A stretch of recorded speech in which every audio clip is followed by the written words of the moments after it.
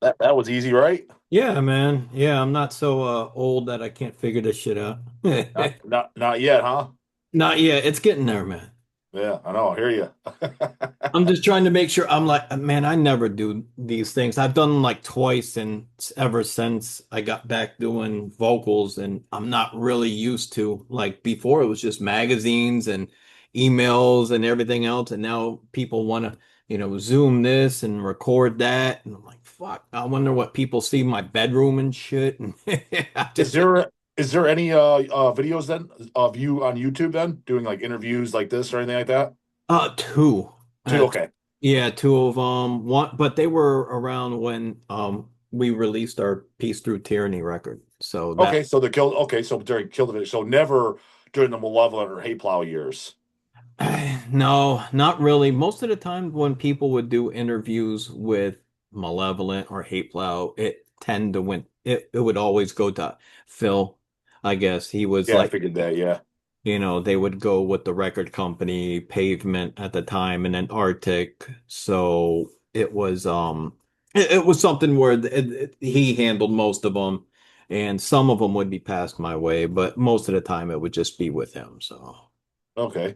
So yeah, everybody watching this, for all the out of loopers, people, the newbies, the kiddos out there. We got Kyle. Is it Sims or Simmons? it's Simon's actually. Simons. Oh, so I'm wrong on both. Yeah, you know what? That's been happening in my almost 50 years here, so it doesn't bother me too much, man. Well, where I first became a fan of Kyle's work it was either Malevolent Creation, The Will to Kill, or Hate Plow. It was around the same time because those are similar years, but I can't remember as a kid which one I got first.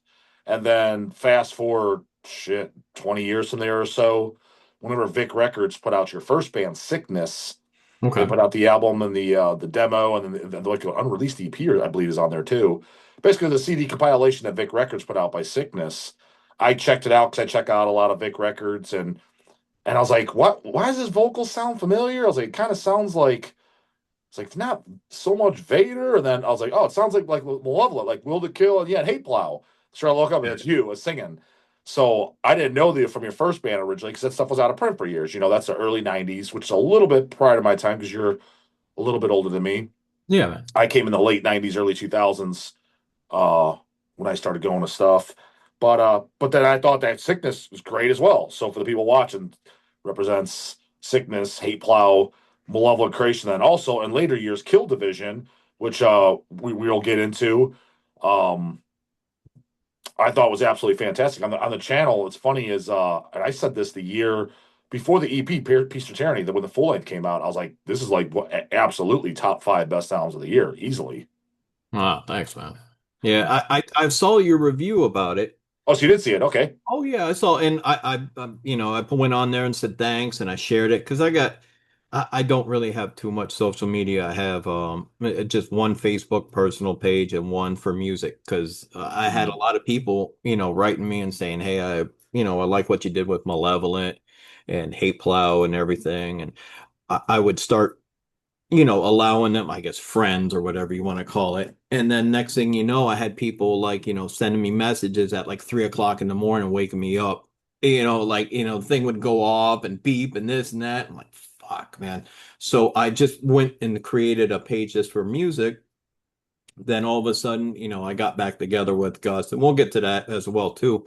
But yeah, it's I posted that interview, not interview, but that that review, and I was glad that in your review you got it. It's just like every other review is like they're not reinventing the wheel. It's like fuck, really? I mean, the cover should show you that already. That we're not trying to like break new bounds. We're just trying to show love to the old boundaries, and but Mhm. we'll get to that, man. But yes, I did see it. I So mean, well, I guess we could kind of start there then. So we don't got to go in sequence or anything like that.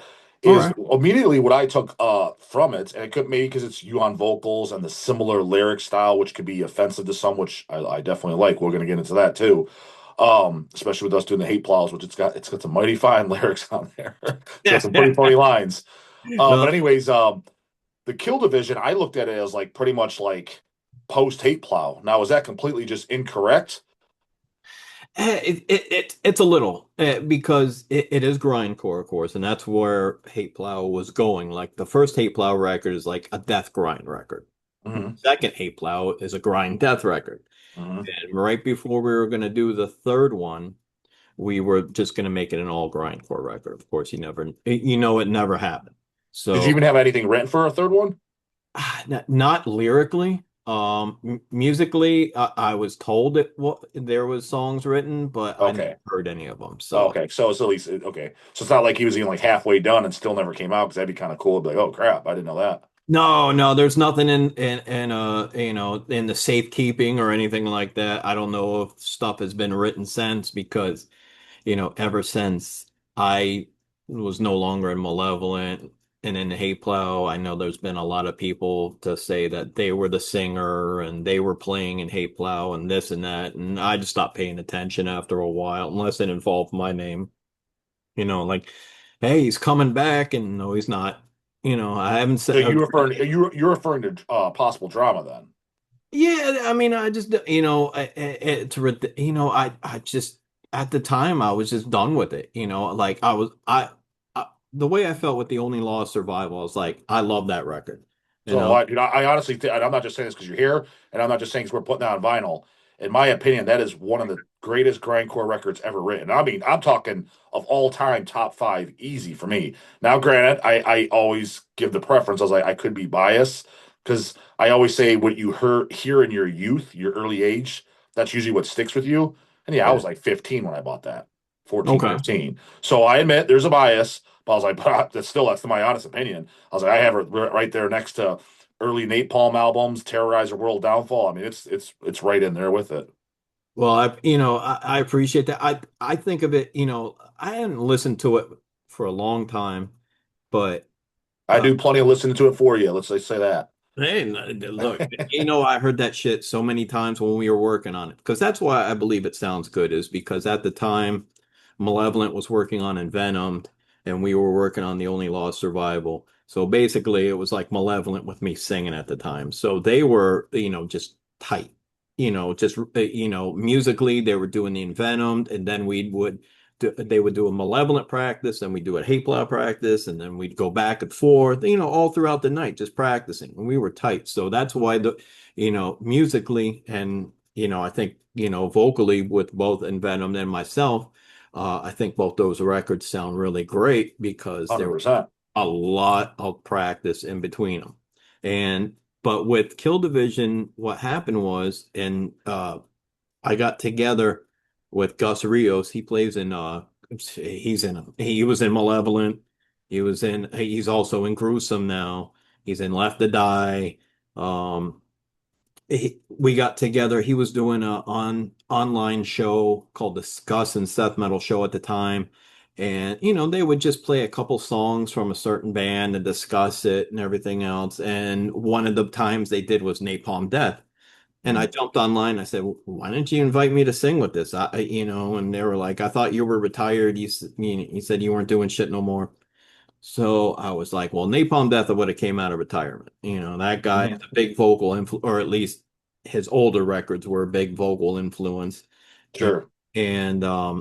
so once that happened, he got together with me and said, "Hey, we're going to do one with Massacre," and we got the drummer at the time of Massacre coming down here. So why don't we do something with that? I was like, "That's great." So we got together with that. Then we started talking about like, how grindcore is these days and how we miss that style like Terrorizer Mhm. and early Napalm from Enslavement. And we're like, man, people don't play it anymore. It's a different style. Like you have gore grind, that grind. Fuck, man. You can't keep up with it. Now, I'm not saying that it's, like any of it's shit or it's great or it's this and that. I'm just saying I was missing the stuff that I enjoyed. Sure. And Yeah. so, he threw together a song and he wrote down some lyrics for it. And I was like, man, this sounds pretty good. And we just went on from there. But at no time was it like, damn, we got to sound like Hate Plow or anything like that. Now, with the lyrics, it's just the ones that I write have a are very cynical, I guess. So, they're there to piss people off, but, to be like, I don't know, like a joke or anything, but, to finding some humor in the bullshit that's going on. Well, And plus what the song that immediately stood out, which is my favorite song by you guys, and it's probably because of lyrics, because I think lyrics are so important. I like the lyrics that literally offend or yeah, piss people off. You can say because it gets an emotional reaction. I was like, otherwise it's just kind of like it's just words. It's just meaningless. It just seems like a lot of death metal bands and shit. They're just babbling about crap. So like a song that really stood out was "Thin the Herd." oh, okay. And going over that song lyrically afterwards, because this album was basically written during the COVID phase. And a lot of times, with Gus, he's a musician. He with the bands that I just mentioned previously, plus he does stuff locally around here as well. So there was, he was out of work. He was just sitting at home and he was like, man, so he was writing lyrics and writing music. I was doing the same thing. But I had work, but I was writing lyrics at work because there was nothing to do. They would pay me to go to work, and there's nothing to do at work because everybody's sitting at home not doing a goddamn thing. Yeah. So, and I was right, and it was like throughout like the first like 6 months, maybe 8 months, and that song kind of goes back and forth because of that. Like, it's like, do you believe that the shots are going to help you? Are you going to grow? I did. You guys definitely did a little bit more, but in a good way. It was a little bit more polite than I would have done it. Because yeah, you leave it up into interpretation. Like you're kind of giving both sides of what people think. Yeah, are you helping? Are they purposely killing us? Because there was both those. But it was cool because that was the talk of the Yeah, time. yeah, That's you literally did what it. people were thinking. That was where the quote unquote conspiracy theories. Yeah, you didn't know. And especially down here in Florida, we have a lot of issues, or people have a lot of issues with how the state is run and everything else. So you have You guys had it the best from my out from an out, a Yankee looking in. uh, It seemed like you guys were the least strict. Now, don't be wrong, I'm in Ohio. We weren't as strict as New York or California. Again, just going by what the media tells us, which in my opinion is 85% fucking bullshit. And that's being generous. yeah, yeah. But Oh, from what I heard, it sounded like Florida and Texas were the best places. I was like, if you're in California or New York, fucking forget about it. You couldn't even. It was almost the law where you saw those idiots driving in their car with a mask by themselves. It's like, look, dude, I'm not a mask guy and I don't like being told what to do, but I don't care if you wear one. But dude, you're in your car alone. Like, what are you doing, bro? That's just dumb. yeah, look, and I see that as well too. Like when I see somebody in a car and they're all alone, or they're like outside just waiting at the bus stop. I'm It's like, just nobody there. yeah, there's nobody there. And I'm like, look, you're not in China. I know the air quality is not, that great here, but I've been to China before. The air quality is crap. So I understand why they were wearing their masks over there. But over here, it's like, okay, you can lower it down a little bit, enjoy some fresh air because where I work, I had to wear one of those masks Yeah. for 8 hours straight a Yeah, day. that would suck. That would suck ass. And it was like, man, and sometimes when you worked overtime, 16 hours straight. Oh shit. Yeah, so it's just like you have and I was like, man, this is very hindering to say the least. Yeah. And but th there was a lot of let's see, I guess spreading of it or whatever. And look, I'm not, like all the way to the left or right on the side, but I wanted to take precautions because Gus, who I've mentioned before, he got it real bad. He was in the hospital for like 6 days. He was close to, he was in ICU for quite some time. Was he on a ventilator? I don't believe so, but he was Okay. close to it. Like, but he was in there for quite some time, and this was right around the time when we were starting to get together with the Kill Division, and that was one of the things that, put it to a halt. But, the whole COVID thing put a lot of things to a halt. We'd go and Well, then practice. which one of you guys was it? You or him? Who wrote the lyrics to that song then, specifically "Thin the Herd"? Then the herd was me. Okay. Yeah. Now, so you're just kind of like, just kind of putting your thoughts and things are going on because everybody had their theories at the time. Even if you didn't, because I'm the guy, I don't follow anything, dude. I barely know who the president of the United States is. Like, I'm not registered to vote. I'm the most out of touch person with that shit that you'll ever meet. And even with that, I even kind of had my thoughts going through my head during that time. So it's like almost sounds like you were kind of like putting your thoughts on paper while all that shit was going down. Yeah, because one week it would be one thing and be like, oh, you know what, the shot sounds great, and then like Uh, the next week it's like, oh, wait a minute, now they're saying that this is killing people. Hell, one of yeah. my coworkers took the vaccine and sent her into the ER, and Yeah, because I've heard that. Like, because I technically got the stupid thing too, but I didn't even want it. The only reason I did is because I wanted to go see Cradle of Filth, who was playing the entire Cruelty and the Beast. And that was the first U.S. tour thing, and you had to have it. I'm like, well, shit, dude. I mean, I bodybuilded for 20 years. I've taken every goddamn drug under the sun. I was like, there ain't no goddamn way this shit's worse for me than shit I pumped in my body back then. I was like, so yeah. I'll just take my chances. And nothing happened to me. I didn't even get a sore shoulder. Oh, shit, I'm probably my body's probably used to toxicity. Maybe that's what it is. But nothing happened. So, but they Yeah, tell me like, hey, dude, you're gonna be dead in 5 years. I'm like, well, actually, I think we're at 5 years now. I was like, I'm still here. yeah. Blood work looks good too. So I don't know. You tell me. And that's the thing with that shot. I think I had the initial shot, and I think we were going to travel somewhere, and they needed like they were recommend, it was either a recommendation or some place it wanted a certain booster. So I was like, oh well, we have to do the second shot. Did you And get sick? no, well, I caught COVID once, which was bad. No, but I mean, from the shot, did you get any symptoms? Because I didn't get anything. Dude, I literally forgot that evening that I even took the damn thing. People were like, my shoulder hurts. Or like, my shoulder. Well, I forgot it again, dude. But again, maybe it's unfair because with bodybuilding, man, like I've taken a lot of shots. Let's just say that. Maybe my shoulders, there's probably no feeling left in them. Maybe that's why. Yeah, well, yeah, and that's the thing. The first shot, I think it's just like where they might put it though as well, but I don't know. It's not like I'm getting a whole bunch of needles every day. So like, that first shot, he might have got it right in the spot that was like, it was like, damn, that's kind of sore, but it wasn't like, oh, Jesus Christ, it was just like Okay. somebody like, like hit me in the arm. Like, Yeah, oh, because I had a few people that are like, dude, I can't lift my arm up. I'm like, are you just being a pussy? I didn't have anything, but I try to bring in my sensitive side. I'm like, look, maybe you also got a lot more experience. Maybe no one's like you, man. I was well, like, from what I've been reading about you and seeing you on you, I see a lot of things about you having a sensitive side, man.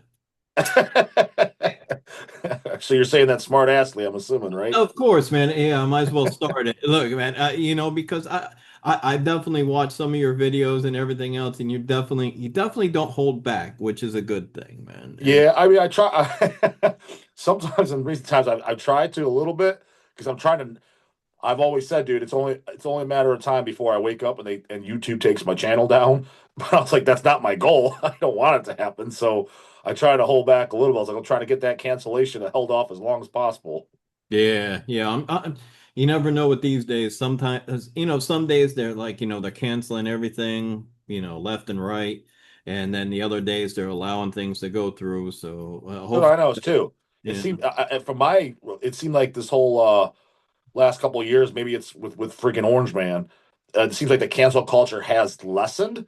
But then when yeah, I talk to some other people, like, oh, it's just as there. I was like, I didn't. I was like, I'm not saying it went away. Obviously, I know it's still there. I was like, but dude, when it was 2020, 2021, I was like, dude, you could barely swear you're getting canceled. I mean, you couldn't do fucking. They were canceling you for everything.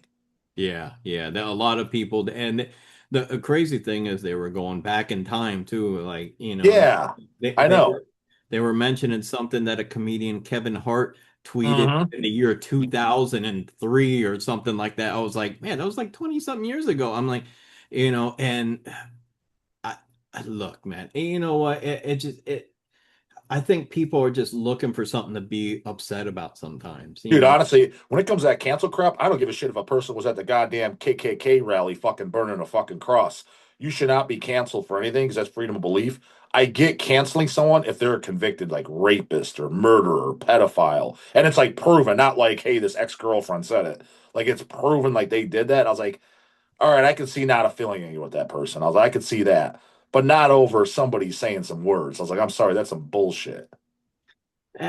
You know what? When it goes to hate, that's another thing. I just, because I've seen a lot of that, in the last like 20 years or so, and it with the way people speak now, I understand like, there's a lot of like free speech and everything else, but when you're going. some people take that free speech thing and just go run with it. And it's like, man, you're a fucking asshole, man. I mean, Mhm. you're a straight up piece of shit. And, I'm not, but, let the chips fall where they will. Like, when you have, somebody um, at like a taste, I don't even know what that place is called. Oh, that Andrew Tate guy. No, there's a no, like a Cinnabon or something like that. Oh, And okay. she started going off and she was just using every racial word towards this couple. And I know that people sometimes try to egg you. That's one of the songs I'm trying to work on right now is about instigation because people will just do anything to piss you off just to see if you're at that breaking point. And, they want you to break. So either A, you have to apologize or, you get free stuff or you get fired or anything else. And, there's so much bullshit going on right now. Like, I just, like right now, I'm sitting at my home. It's my day off. I just tend to be away from people. It seems like so many people are trying to be like, just just rile you up or are already at the breaking point where they'll just turn around and fucking shoot you or anything else. And I'm tired of it, man. I want to buy a farm away from people because that's just, you know what? Let me just get away from people, just be me and my family and fuck off to everybody else. Um, I hear you, dude. Because I'm not a social bunny myself. Because yeah. most, yeah, I agree, dude. Majority of the just honestly, it's not to sound completely cold and callous, but just most of people are just shit. I just don't like them.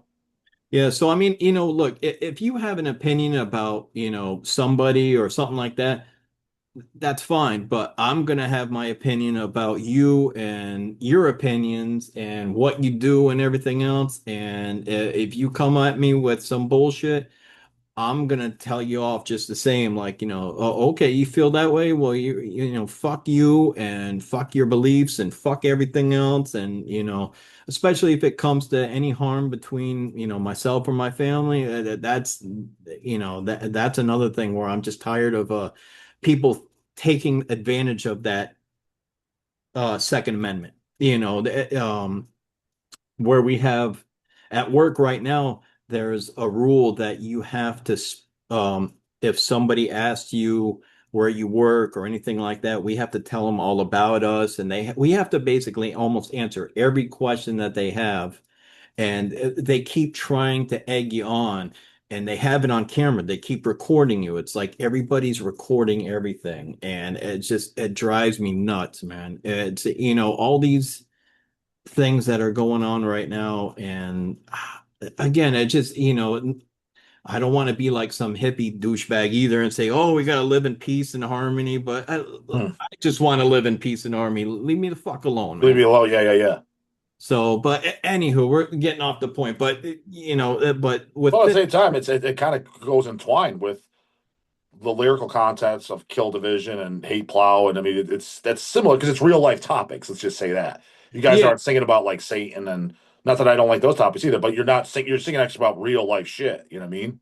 yeah, it's, and well, that's for like death metal. But even though with death metal, with Malevolent, we tried to write about always about real life shit as well. And Did you write the lyrics to like Will to Kill and War Cult, the ones that you sing on? with the Will to Kill, I wrote seven out of, Oh, she did write them. Okay, okay. yeah, Barrett wrote the other four tracks, I think. War Cult, I wrote all the lyrics. Um, the first Hate Plow, which there's a little bit of fucking around there on those lyrics, but again, those were like when I was like 20 years old. So, and Oh also no, dude, $20 blowjob's pretty goddamn fucking funny. well, Dude, I was fucking rolling. That the line started when she was 15. Now she's 34. How many oh, diseases in this filthy fucking war?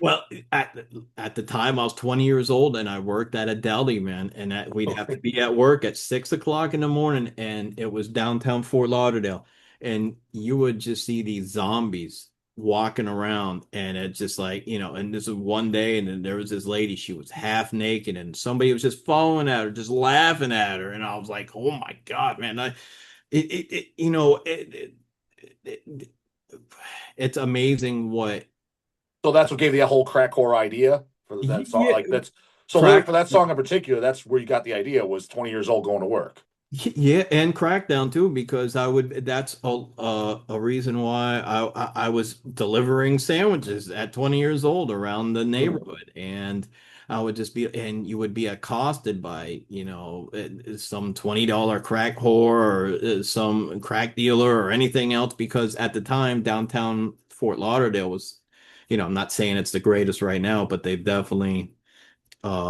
improved upon it. But I at the also under the impression that Fort Lauderdale was one of the nicer cities. I mean, it, or maybe it has bad parts, but isn't that where all the kids go to? Isn't that where all the kids go like during spring vacation and crap? Is Fort Lauderdale? Well, spring break, yeah, it's they go to spring break for Fort Lauderdale. Why You know, there? Like what? Why they're not Miami and shit? just well also as well there too, but they've had a lot of issues recently in Miami, especially Miami Beach, where the a lot of people started complaining because a lot of people live on the beach. They have a lot of condos and everything else. So, people were just tired of it. They were tired of all the bullshit that was going on with all the people coming down there and, just, doing a whole bunch of dumb shit. Not like, back in the day where you just drinking and everything else, but just tearing up the whole neighborhood. And they got tired of it. So now all the people that were partying down there are starting to find other beaches around. And, again, it's spring break right now. I couldn't tell you what the hell's happening because unless it's out in front of my house, I don't know. I couldn't give a shit unless it's on, I might see something on the news saying like, somebody, the spring breaker, like somebody just got ran over on the beach a couple days ago he was skateboarding and somebody ran him over and took off. But if So, I was to go to, if I was to fly down to Fort Lauderdale right now and go to the beach, it's just a complete madhouse. Then, like tons of people. not as many people as it used to be back in the 80s and everything else, but I Okay. think it's, but just a little different of a crowd, I would say. So, Okay. but I mean, look, man, you probably any place, you can find Fort Lauderdale, you can probably have some fun, you know, depending on like, like I'm at that age where I'm like, fuck, man, I don't want to go out there. Or, like I don't really go to shows too much anymore. They call me the hermit because I just stay at home. And they're like, oh, hey, you gonna go see this show? No, that's all right. It's, no, I wouldn't mind it, but a lot of the shows also are in South Miami. How And far is that? How far is that from you? it's it's only about like 45 minutes to an hour drive, which isn't bad. Yeah, no, But that's not bad. the club that they were having them at, Sucks. it's the club wasn't bad. It was just it's in the middle of like a neighborhood which is like on the up and up with all these other clubs.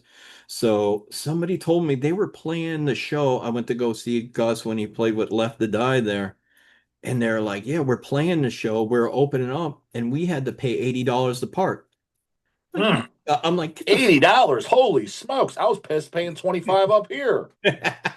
well, you definitely got the discount because This yeah, guy, no one thinks that here. Dude, when they yeah, see 25, they're like, "What the fuck? That's a highway robbery." 80. I never even heard of 80 to park. yeah. Well, that's in the middle of like an area called Wynwood in Miami. Dude, And 80. Jesus fuck. You think that goddamn crack whore would be giving a blowjob out at the fucking in the parking lot with that fucking parking prices? You get a well, bonus. well, you know what? Thankfully, we got there early enough so we didn't have to go that route of finding out what the bonuses were with the Oh, $80 okay. because he had about like 10 parking meters. And after the 10 parking meters, it's like, that's where the parking comes in. And since it was a Friday night and all the clubs are going off and everything else, you had God damn, bro, I'm in the wrong business. I got to open yeah, up a parking lot down there. yeah, that you know 80 a what? pop. Holy smokes for some And that's pavement. yeah, and see, a lot of people had like real crappy buildings and they just tore it down, made a parking lot, and they're just making so much money now. It's crazy. That is crazy. And there was an old arena down here that used to have the concerts back in the 90s, and the basketball team, the Miami Heat, played there. And they had no parking. Basically, it was the arena and all these people that own these lots that were around the arena. And it was they were charging so much at the time. And now so much was like $10 at the time or $15. Like, god damn, $15 to fucking park. Mhm. And it wasn't even owned by the arena. So I was like, man, these businesses, these people that own their parking lots, they're making hand over fist all this fucking money. And that's all it's limited because Florida, you don't have that much room. You're on top of each other here. At least, when you get to some other places, you have room to you know, venture out and everything. And man, I hope this interview ain't gonna be boring as fuck that we're talking about real estate and parking lots. Dude, it's all my shit. That I don't do interviews. I do conversations. Oh, And okay. my thing is, that's what I tell everybody. That's why when people say, "Hey, you cut the guy off," I'm like, "Dude, it's a conversation. That's how I do shit." Like, because Yeah. my whole thing is don't get me wrong. I've had on in person Glenn Benton, Corpse Grinder. Those were all in person videos. But like, I like getting guys like yourself. Although someone screwed me. You said you had two others. I like getting guys who I'm a fan of their work that have Okay. never been on YouTube. But dude, Oh, it's what you just said. Literally, I'm not even exaggerating, dude. I think there's only like five people that did it and just they said nothing, like cool, video's done, whatever. Thanks, bro, it was cool. Only yeah. five that didn't say, I don't know, bro, you want to post that? That thing, I'm pretty sure that sucked. That was boring, right? I'm like, that's what everyone says. And then when they go back and watch them, they're like, oh, my friends and fans told me that was actually pretty good. I was like, because it's you doing it. You think it, trust me, my first 100 videos that I did by myself, I'm Yeah. like, who the fuck's gonna watch this dog shit? I was like, this is terrible. But people watch it and they like it. I'm like, all right, that's where I just gained confidence because I was like, all right, well, whatever. People like it. I was like, I think it's fucking junk. It's just me babbling at a screen, but people like it because people Yeah. just that's social media now for you, dude. I mean, again, I'm a little younger than you, but we're not that far in age, and we're the guys where you don't understand. I mean, I'm understanding it more now because I'm doing the YouTube channel for almost 5 years. It's social media is just getting your personality out there, and then that's where people check out your brand, aka your brand at the moment is your bands from the past as currently Kill Division. They say, Yeah. hey, I like this dude. He's cool. I'm checking his Yeah. band out. That whole old school hand him a flyer, check out my band, bro. We're sick. That's gone. That's dinosaurs. That's our era. That doesn't exist now. You gotta get on, you gotta get your personality out on social media, give yourself away for free, and they're like, this is a cool cat. And then they check your shit out. And then with that, you get the shit talkers too. Who's this guy think he is talking about fucking $20 blowjobs? Fuck this guy. He's an asshole. Well, that comes to the territory, you know what I mean? Yeah. And that was the thing I remembered when depending on who you asked, either was quit or left Malevolent. That was 2005, and that was just when MySpace was popular, and that was the only social media around there. It was MySpace. So, Malevolent had a MySpace page, and I was running it. And then next thing you know, I'm not in Malevolent anymore, and I wasn't in a band anymore. I did a couple things in between then, and uh and then I come back to doing that web show with Gus, and after that start doing the Kill Division, and like you said, things were just totally fucking different. I mean, it's Well, you know what? I never heard the reason. I guess I'd get out of Hateplow too, but you were talking about Malevolent.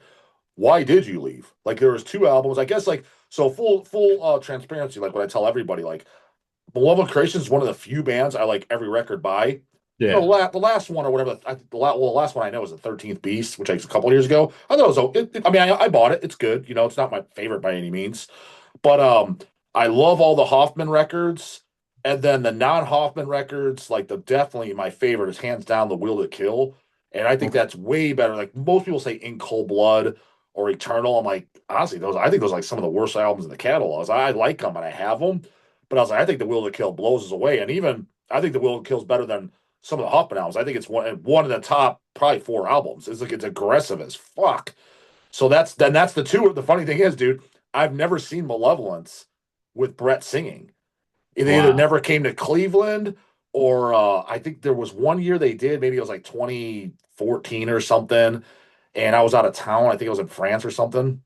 Okay. And then so the only time I seen them was with you singing, and that I met you. It was on the Will to Kill tour. You guys played, I think, the Parma Club, the Jigsaw, because it was a club that wasn't normally at too. Okay. And I had my Hateplow CDs and stuff, and yeah, I knew you from that was the only album that was out. That was a new a Malevolent album, and I don't remember if I even asked you or that, like why you joined the band plus Hateplow, and then obviously leaving on board because I don't even know if you guys came in through for war call on to Cleveland because I didn't see you a second time, not with just the one time I see Yeah. Malevolent. It was with you doing vocals. Well, okay. Well, I'll go through the timeline since we ain't got you got plenty of time. You didn't have to rush through everything because some other interviews it's like how's this record? You doing any shows? Have a good day. So since you got time and you say conversations, I'll take it back. Now, in 2001, did the first Hateplow European tour when we were opening up for Malevolent, of course, since basically all it was Malevolent with a different singer. So it was easy. All you had to do was buy another plane ticket. You had another band play. Okay, yeah, So makes the sense. person, yeah, so the person at the agency, the touring agency was like, yeah, let's do that. So we did that tour. Let's just say that during that tour, Brett was enjoying the some nice frosty beverages a little bit too much more than they would have liked. Yeah, And I've heard stories. and you know what? And some nights he would just be on fire. There's a video on YouTube of us playing Croatia, and it's like a 2 hour video, and it's got I think all the bands that were on that tour, which were Hateplow, Rotten Sound, Inaternum, and Malevolent, and Nice. and everybody was on fire that night, and Malevolent, including Brett, was just on. They sounded so goddamn good. I was watching them from the side of the stage. I was like, "Fuck, man, this sounds good. This is you guys fucking you put into it tonight." And then the next day, after a whole night and day of drinking, the next show, it's like, man, you guys sound like shit, and it's just like you have your good nights and your bad. And I guess just at that time, um, I don't know with Brett, he enjoyed the party atmosphere of being on the road as well. And What I've heard from somebody that toured with them, I'll leave it out, but a band that toured was like, okay. dude, I've toured with a lot of bands. He's like, I could tell you right now. He's like, especially Brett. I think he said it for Phil as well. He's like, I haven't seen too many guys put it back as hard as they do. He's like, and Yeah, I've seen a lot of guys. He's like, they go hard, hard. He's like, I don't even know how they play each night. yeah, and that's the thing because I think they're just they got so many years. It's almost like if like you're doing an interview, you're not sitting here stumbling like I am over shit. You know what to ask and talk and everything else, and they know what to do. They get on stage, they do their thing, but you could tell at least when I see them, night after night, practicing shows, if they're having a bad night or if they're not. And What would be a bad night for him then? Would he just forget words? Would he bitch not? Would he just be kind of stand there like a statue, not headbanging because oh he has no, no energy? Or he would always do that. He so always like, what would be a bad night for him? Like, because again, I never seen me. I'm just like, I don't know, his voice sounds sick because I've never seen him live, and I loved his vocals, dude. Like when you're yeah. bringing up albums like Envenomed and stuff, it's like it's funny. I always say because, but that was on the Envenom and Fine Art might be my favorite Malevolent albums. I know everybody says Retribution and shit. That's the correct answer, but like of that era, especially that Dave Cool Ross era, dude, I fucking love that shit. You know what I mean? Well, yeah, well, I mean, with Brett's albums, my favorite still is Retribution, just because of like some of the screams on there. I've never heard, he sounds so goddamn demonic on that record, especially like with when he sings Iced, that last song. And that song was written, I think they told me in like hours because their album was like so short. They were like, you need more music. Dude, I'm glad you said that. Like, I keep telling these guys, the kids and shit, they're Yeah, some of these people, they're overthinking their shit. I'm like, dude, I didn't know that about Iced. But yeah. like, I was like, some of the best songs, the rumors are they're written in like 5 minutes. I don't know if this is true, and I wasn't told this directly, but I remember hearing this years ago. Black Sabbath Paranoid, the song Paranoid, the label's like the album's too short or need another album. They're like, all right, well, let's whip something up in the studio. Whip Yeah. something up. Oh, this is gonna be a filler. It's like one of the greatest songs ever written by most people's definition. Yeah, I mean, and that's the thing. That song is, I mean, musically and vocally, it's just one of my favorite songs on that record. So, you, you know, we got to, I got to know Brett and everything else, and we were really cool and everything else. Plus, there'd be like a little bit, especially on that tour, we would go back and forth, because we're trying to outdo each other. We're trying Yeah, to, sure. just a competition, I guess. And just some nights, like as you say, like him and Phil would, um, and some nights it would be both, some nights it would just be one, some nights it would just be the other. But after a while, you could just tell with the timing. The timing is everything because with songs that fast, if you like, let's just say you lose a wheel and it's hard to get back on the road, especially with a song that fast. You got Dave going off in the background, and usually when you play live, the music's even faster than it is on the record. So if you lose your balance and your step and everything else, it's hard to get back into it. And Okay. especially if you've been torn up, if you've been drinking all night, whatever the case is. And I don't know, because I really wasn't paying attention to what they were talking about him at the time. I was just focusing on that was my first European tour. Let me do what I need to do and everything else. And, when they got back, I remember we were at the airport and somebody went to go wake him up. Went, Brett, you got to wake up. Ah, sorry, I can't play tonight. Tell Phil to get Kyle to sing. I can't do it. Tell him I'm so sorry because it was his birthday the night before, so he let it rip. I mean, he not only did he take the champagne bottle with him, but they put it in a bucket in a stand, a big metal stand at some club in London. He took that shit with him into his bunk and with his bed. So when they were trying to wake him up, all of a sudden he's got a bottle of champagne and a champagne bucket and a champagne stand laying right next to him in his bunk. We're like, holy fuck. They're like, no, dude, you need to get on the fucking plane. We're leaving to go back home to the States. Oh, okay, all right. So he he had a rough one that night. Yeah, yeah, yeah. That's right. So, and at the time, nobody was an angel in any of those bands, but I guess the rest of the people in Malevolent just had an issue with dealing with it on that tour, and it got to where they told him to leave, and they asked me to start. So then I did Malevolent. I came back on a second Venom tour. And in fact, that was also with Gus that I'm in Kill Division right now because at the time Dave couldn't do the drumming for that tour. And so we did that tour, then we came back, did the Will to Kill, put, a lot of the music was already done for the Will to Kill before I got to it. They kept sending Brett tapes, and it was a lot of it was done in maybe late 2001, and they kept sending him stuff. And just with that whole tour with Hateplow, where they weren't really too happy about the partying and some of the shows, and he really, according to them now, was not putting towards an effort to doing the new record. They just said, hey, why don't you do it? And I wasn't going to turn that down. Malevolent's one of the first bands that got me into death metal. It was on actually a local radio station down here, 94.9 Zeta, that used to have a local show every Sunday night.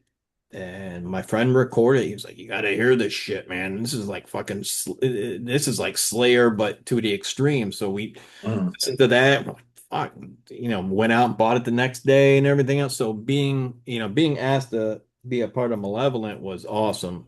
So Now, was Brett pissed at first, or do you not know?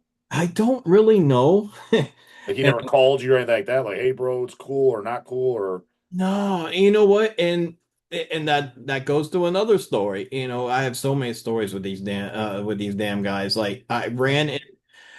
going out to this rock and roll club that's right down the street actually from where I live. It's called the Rock Candy.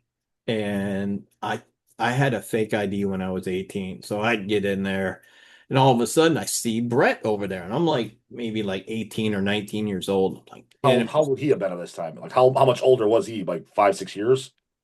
he was no, he was I think he was born, if I'm not mistaken, in 68. So he was 8 years older than I am. Oh, that much older. Okay, shit. Yeah. Okay. So he So he's a grown ass man. yeah, he was. I was just like in my 18, 19 years old, 20 years old at the most, maybe.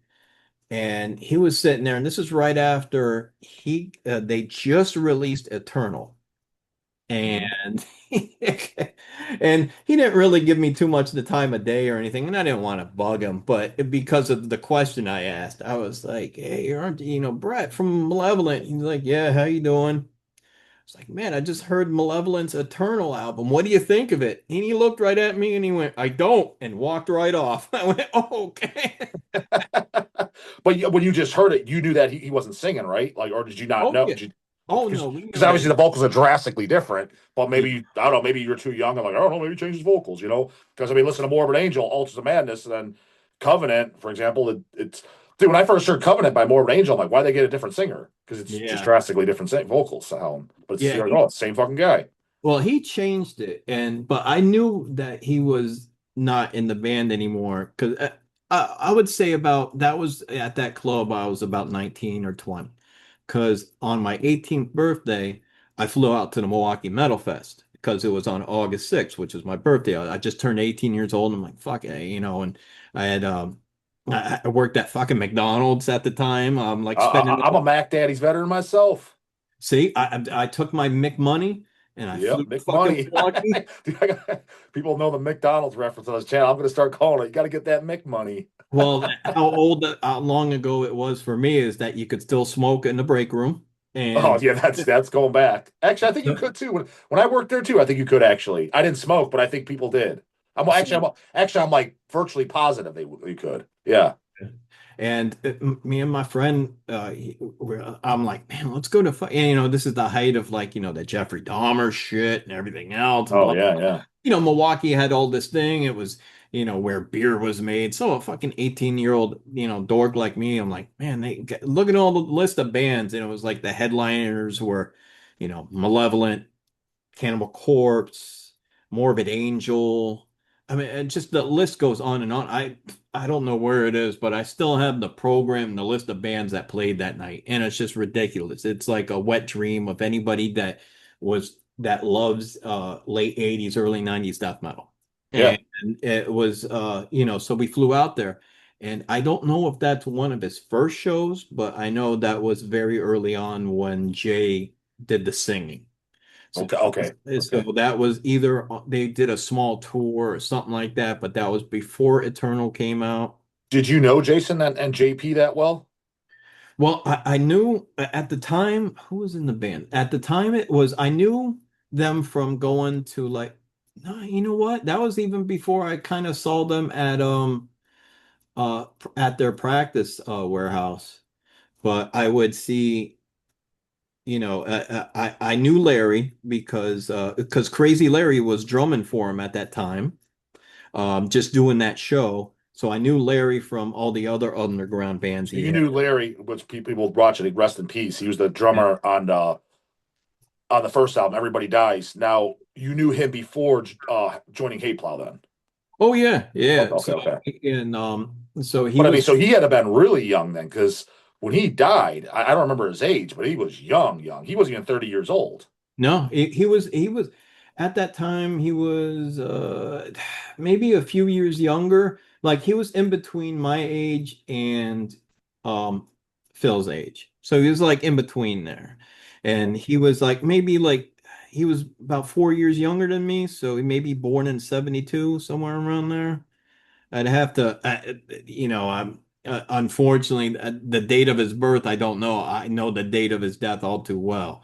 And Yeah, he died in like a house fire, right? yeah, just right down the road from me, in fact. And Oh, no shit. he used to, um, he used to work on surfboards and a lot of chemicals and working and polishing up and touching up surfboards and everything else. And somehow we're just thinking that, a lit cigarette started something with the chemicals and just overpowered him or something like that. It was never really, there wasn't like a final answer, I guess, but that's what everybody's guess was.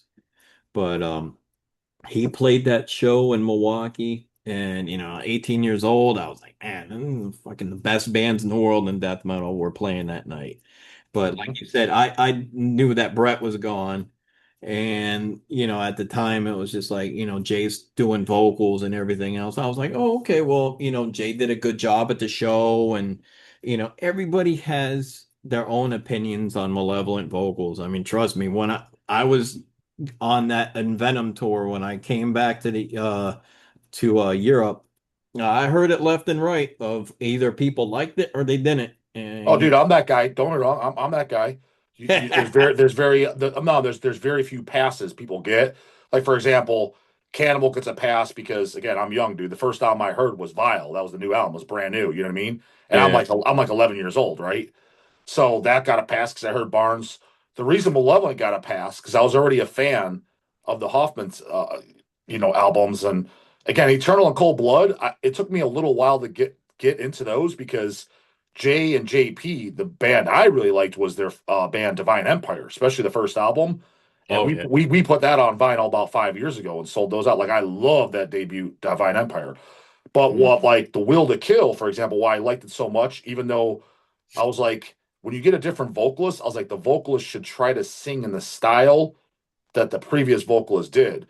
But the reason like an album like that got a pass, I'm like, dude, this is so goddamn fucking aggressive. Like I mean, it's just an aggressive fucking record. And a lot of albums, they don't have like anger or aggression to them. They're just kind of like, it's either brutal or it's like, it's heavy, bro.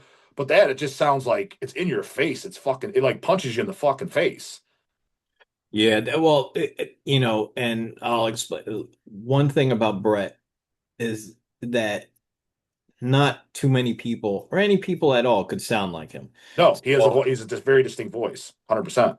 so to go in there and sound like him, that, I tried to maybe work on some patterns that he might have used. Like, but as far as sounding like him, I knew I wasn't going to, and that was one of the first things I told him. Like, I can't sound like him. I mean, like, you want me to sound like, Barney from Napalm or Cam from Massacre? That's good. That's good. I'm curious about that actually, because it goes on. Cut you off. The same thing is like, what did they say that when you told them that? Like, especially Phil, because let's call it like it is. At the end of the day, at this point, Malevolent is kind of Phil's band. He's the only original guy. When you Yeah. telling them that, they're like they're off. They're inviting you into Malevolent. You're telling them I can't sing in that style. What do they say? I guess they really didn't care. They just were like, just sing the way you do, you know, Okay. as Okay. I might have, I don't want to say death metaled it up a little bit more because at that time the Hateplow was a little bit more, uh, I don't know. I was starting to get like a little bit of a hardcore sound to my There's a voice. little bit, but it works because yeah, again, because it actually, dude, it sounds like a the way I picture your vocals, dude. It sounds like a more hardcore, pissed off version of Peter from Vader. That's the best way I can describe it. And that's a guy that his vocals have only improved over time, and which is an awesome. When people compare me to certain people like Peter from Vader, because we, Oh, I have others. I thought I was the only one. Have other people said well, that? yeah, I've heard that a couple times, Oh, man. okay. So it's not just me. Okay. But you know what? Some people have different ears. Like, like some people can listen to something like, when um when we first released the Kill Division, I went out there because, I'm all new to this, I was new to the, spreading the album out. So I'm looking for reviews and everything else and trying to get people to know our band. And people would be like, oh, he sounds like this and he sounds like that. I'm like, fuck, I don't hear it, but, everybody's different. So I'm like, Yeah. whatever, as long as they like it, who the fuck cares what I said they say I sound like, this as long as they like it. Hmm. But when I was on that first tour, I mean, again, it's hard to replace somebody that's been there for a while. And even though Jay was in between both, it's almost like when I replaced Brett again because Hmm. he came in and then he was out and then I came back in. So it wasn't like I was replacing Jay, I was replacing Brett. So I Yeah. got like even a more ration of shit than anybody else would. Maybe if I were to replace Jay, maybe it would have been different, but at the time, everybody was excited that Brett was on the last two records and Venom fucking was a great record. So Hmm. all of a sudden, now you're saying he's gone again and this guy is going to do it. And this guy sings about hermaphrodites and ass eating and stuff like that. So how's he going to go Hmm. and replace a legend as Brett and everything else? And I was just like, I can only do what I can do. So I got up there and I did have something to prove on the Will to Kill, and I was in that studio for like 12 hours a day. And I would skip a day because after 12 hours, my throat would be like raw hamburger. Okay. Yeah. And then, skip a day, come back the next day, do another 12 hours. And I did the vocals for that record in 3 days. And Okay. then towards the end of the record, I came up and did some overdubs. Basically, it was just 3 days. I would do like 4 songs a day. And Okay. I got a lot of really positive response. But then, of course, you read the other people that say, he's not Brett, he's monotone, he's the average death metal singer. I could replace him, I could do him. Even had people come up to the warehouse and say, man, I could do these Malevolent songs while I'm fucking practicing for Malevolent. Like, here, Okay. there's the microphone, you fucking do it. And I Would, would would that back that would that piss you off? Or would you just kind of laugh it off? Like Well, would you? I would laugh it off once they started it and they'd realize how and like they would say that they could do it. Not a problem. I'll sit right over here on this couch and you do what you want to do. And you Mhm. sing that song. Man, that's fine. I'll be in Hateplow and if you if you blow everybody away in here, I will gladly just take my happy ass out of this warehouse. Okay. And sat there. They didn't know the lyrics, didn't know the timing, couldn't hold the screams, this, that. I just took the microphone back. I'm like, they would just be like, just get, telling the other people, just get the fuck out of here. Mhm. And, everybody has an opinion that it's so easy to, because there is a lot of death metal vocalists. Some are better, some are worse, some do this, some do that. But, it's, don't talk all this shit and then, if you can't do anything about it, suggest it to somebody. Mhm. With Hateplow, for the longest time, apparently since I've done the record, since the only law of survival, there's been three vocalists. Apparently that's been in the band, and there hasn't been. For hate plow? Cam Lee was supposed to be doing it. Are you talking about like after you left or before Yeah, that? Like, oh, so yeah. they try to carry on without you then? Oh yeah, of course. Yeah, because I just after I left.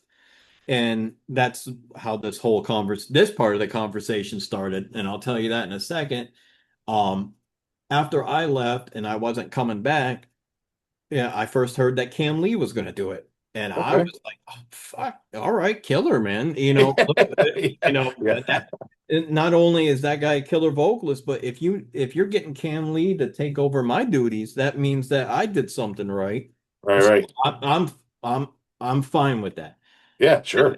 That didn't work out. And I don't know if it was just, some like drunk ramblings from somebody or anybody else, but I could never find out if he ever did one thing. I don't even think he practiced or fucking screamed one word of a song.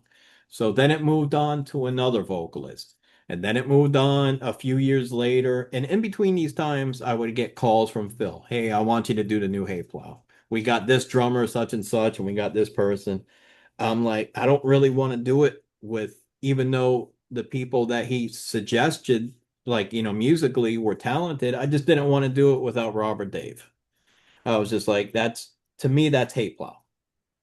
And, of course, with Phil. And Well, why was there no Robert Dave then? Like, why were they out? At the time, Dave was doing the Suffocation thing, and Rob, of course, was in Cannibal. Cannibal, yeah. Do you know? And I've asked it before. Like, do you have contact to Dave? And do you know what he's up to these days? yeah, yeah, in fact, I've come into contact recently with them, and Well, shoot him my way, dude. I'd love to do a video with him. I'm a big fan of his shit. well, like I think he's just getting back to saying hey to people he knew. But I will definitely suggest it, but I wouldn't wait Well, for he could say hey to me on camera who he doesn't know. How's that sound? it.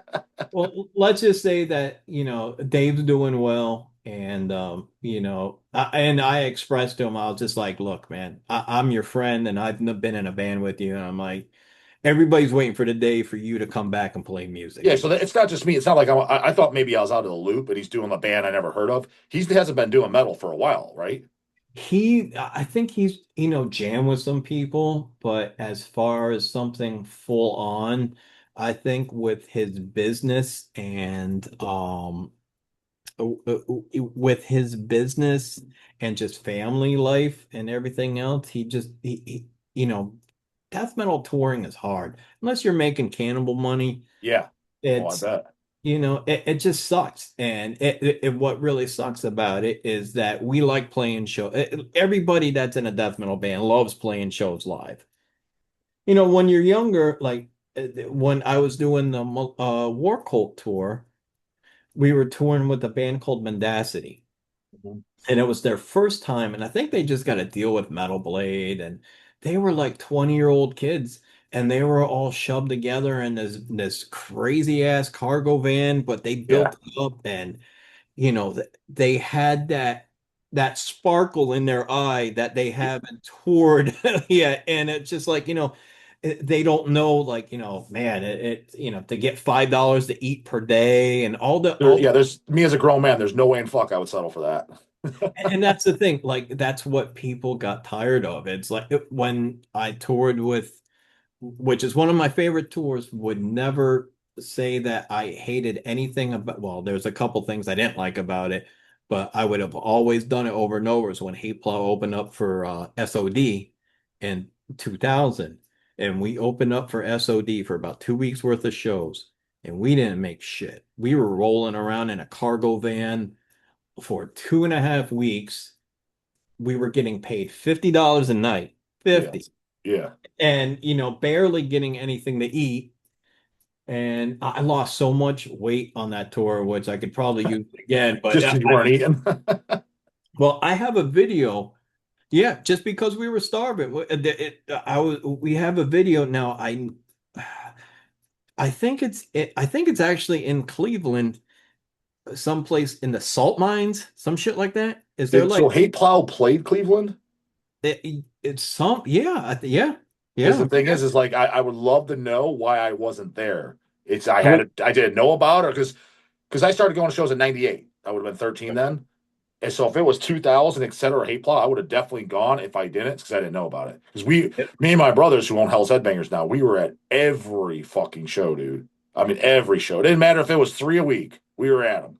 it was when Stormtroopers of Death played there with Skin Lab and us Hateplow. Okay, And shit. it was, I guess, if I'm not mistaken, because I really don't know the area too well there, but it's something like around the salt mines. Is that Cleveland? Around somewhere like the salt area? Is there like some place that like um Is the steel mill area, like maybe? Like, maybe it was like there was, in fact, there was I believe, if I'm not mistaken, it was a club, and then there was a strip joint right next to the club. And uh, but it was, I got a video of it, and it is in Cleveland. But so I'm not really too sure of what the club was called. so it But wasn't Peabody's or the Agora or mm, no, it wasn't Peabody's. And House of Blues, which were they were rarely no, doing it shows. was definitely wasn't that. Um, I'll find out for you, man. But I got a video, and I'm holding up my fucking pants because like even my belt was too like to small, something like that. Like, and you're on that all natural Ozempic. Yeah, yeah. Because Phil was like, "What the fuck is? Why are you holding up your pants like that?" I'm like, "Because we're not getting fed on this fucking tour." I'm like, I'm like, dude, we're rolling around. We're getting $50 a night in between like fucking five dudes. Did you guys like? Because I mean, I know you're young, but like myself, if I knew I had a plan for that, I'm just putting myself in your shoes.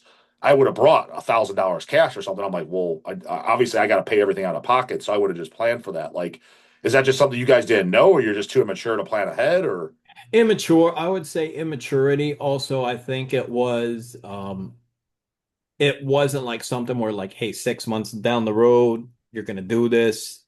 And also just with bills and it, but after you pay bills and everything else, really wasn't too much to save. Hmm.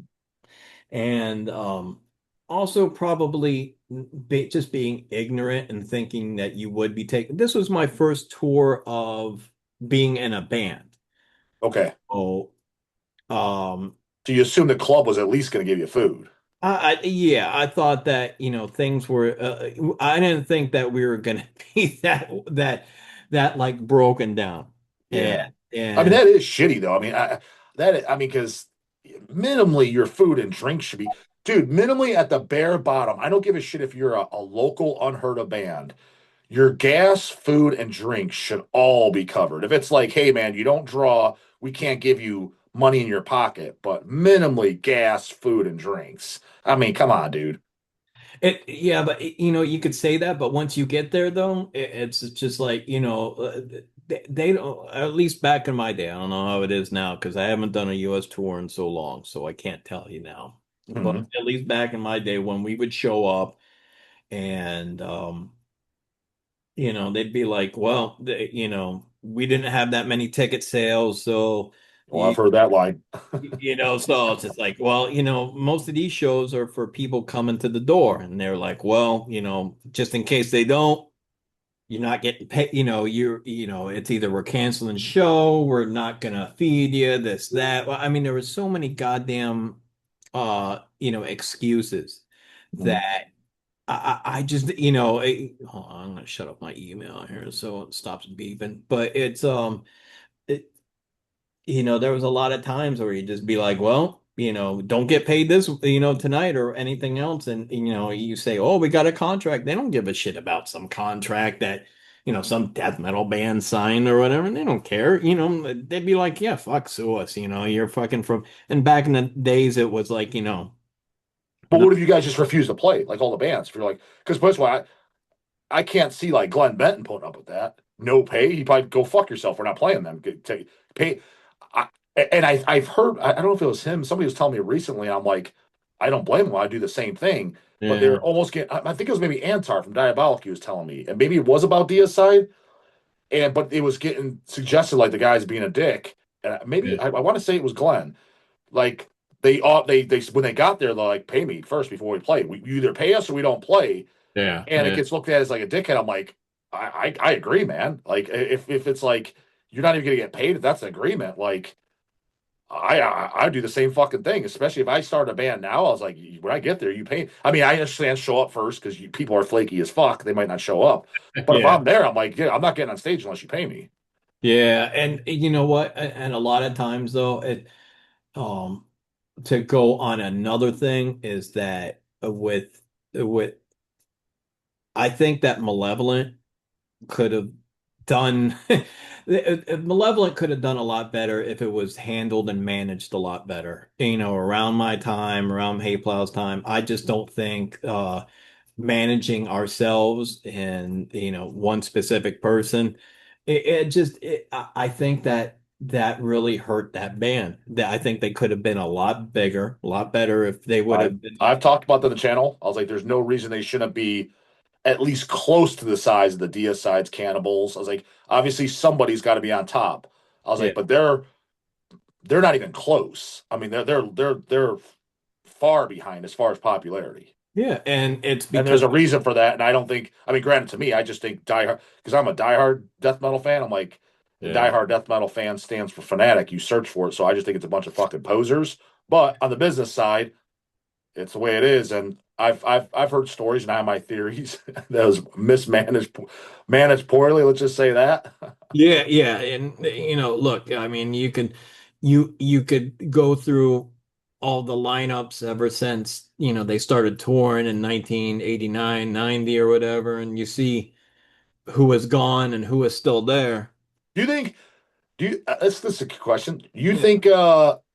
Because dude, I've literally talked about this exact thing about Malevolent and Monstrosity, both bands, who I'm a fan of both. Hmm. That they're, I was like, that for as long as they've been around and consistent, never broke up. I was like, they should be close to Deicide size, or I was like, even a little bit under. I'm like, they should be close, but they're not. Do you Yeah. think in Malevolent's case, it's fun? Well, I don't give a shit. I thought it was funny, and again, I believe in free speech, and I don't give a shit. Do you think? Do you think Well, the wait, wait, song? wait, wait. Hold on. Before you go on, are you going to start talking about the Eternal song? Yeah, when they throw in the N bomb, do you think that's what hurt? Do you think that's because of that hurt them? Because I remember people were bitching up. I remember that there was there was stores saying, "Hey, we can't sell this." Like, do you think that hurt them that far down the road? Now I understand maybe shit at the time, but even like to date, do you think that's maybe part of it? I'm No. not saying I think that. I'm asking your opinion. Do you think so? No, I don't think so. And here's the reason why is because they did get a lot of flack for that. And, especially overseas, especially in Germany, they Sure. got a lot of shit for that, and, but I think it's because I think that their popularity is more because the band was not managed as well, you Mm, know, because, we played shows where like around the Will to Kill, like it started building up in Venom because it was a really great record. And then very when good. we got the Will to Kill, we were on Nuclear Blast. And we started getting some really good feedback on everything. Our live shows were good, the record was good, and everything else. But if we don't stay on the road and play shows, that's a bad thing. Like most of the bands now, they'll just constantly tour and tour and tour. And if they don't do that, then that's going to affect you. And I think that's what affected us because it'd be like, hey, we got to go back out on the road or else I got to go get a job and pay my bills because we made enough money to pay those bills. But now I got to pay these bills over here. Yeah, if you got a home, apartment, whatever, your car. Yeah, and look, man, and I'll go with transparency even further. The main reason I was able to afford being in a death metal band in my early to mid 20s was because I lived with my mom.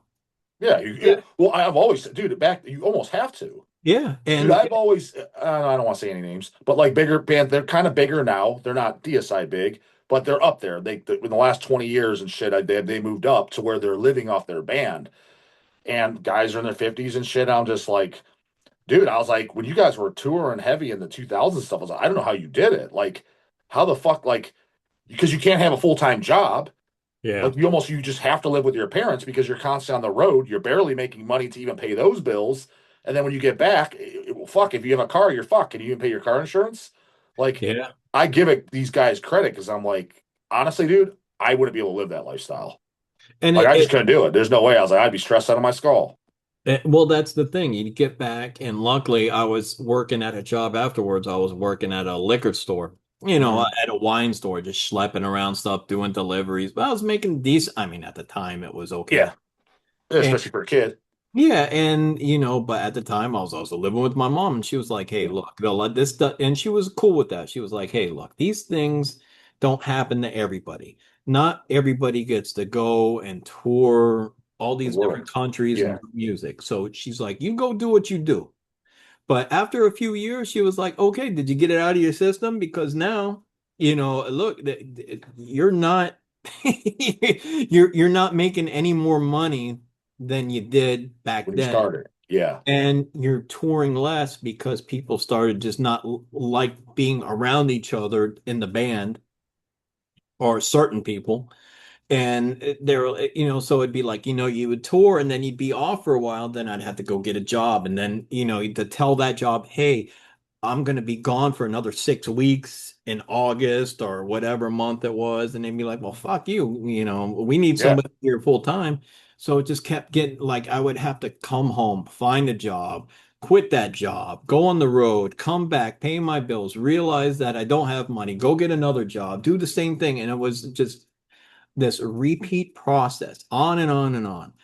And I was just tired of it. I was just, and I was just like, fuck, if we don't stay on the road and make money, enough money so where I can at least pay, such and such a bills, um, then I really can't, it's getting harder and harder to do. And when, uh, and let me go back to the thing that started this conversation, that'd be like 30 minutes ago. So in 2005, we get back from doing 3 shows in Mexico. It's actually 2 because of the crappy contracts that were signed by somebody in the band. So we didn't get paid for one of those shows. We got paid for 2 out of the 3. So we're just sitting around the hotel room in Mexico watching a football game in Spanish because we had nothing else to do that day. And it was the Steelers because every other word was fucking Big Ben, blah, blah, blah, blah, blah, for Ben Roethlisberger, for this quarterback. So we're just sitting there going bored out of our mind, looking at the person that's responsible for us not getting paid. Like, fucking hell. I have a pretty good idea who that is. And so we're sitting there and we play the show. And then the drummer at the time, who was Tony doing the live shows, when we were getting back, he was like, fuck this, he was like, I need to get paid. And Yeah, then, I don't blame him. so then we get picked up at the airport by the new drummer of Malevolent, which is this guy named Dave Kincaid. And I never played a show with him. I didn't know his drumming or anything else like that. It was something that Phil concocted. And he seemed like a cool guy for that ride home that he gave us from the airport. And I was just like, he was like, yeah, he just got off his phone. He was checking his emails. All right, we're gonna go tour with Bolt Thrower. I was like, fuck yeah, Bolt Thrower. What, I know a lot of people say they're too slow or whatever. I think they have some of the best riffs out there, Dude, even that's though, funny as fuck though, because we on this channel, and I like ball thrower, but we bust balls around here. We call them woke thrower because yeah, I know I know they're very liberal and shit. Which whatever. Again, I'm not left, right. I'm not political. I don't give a fuck.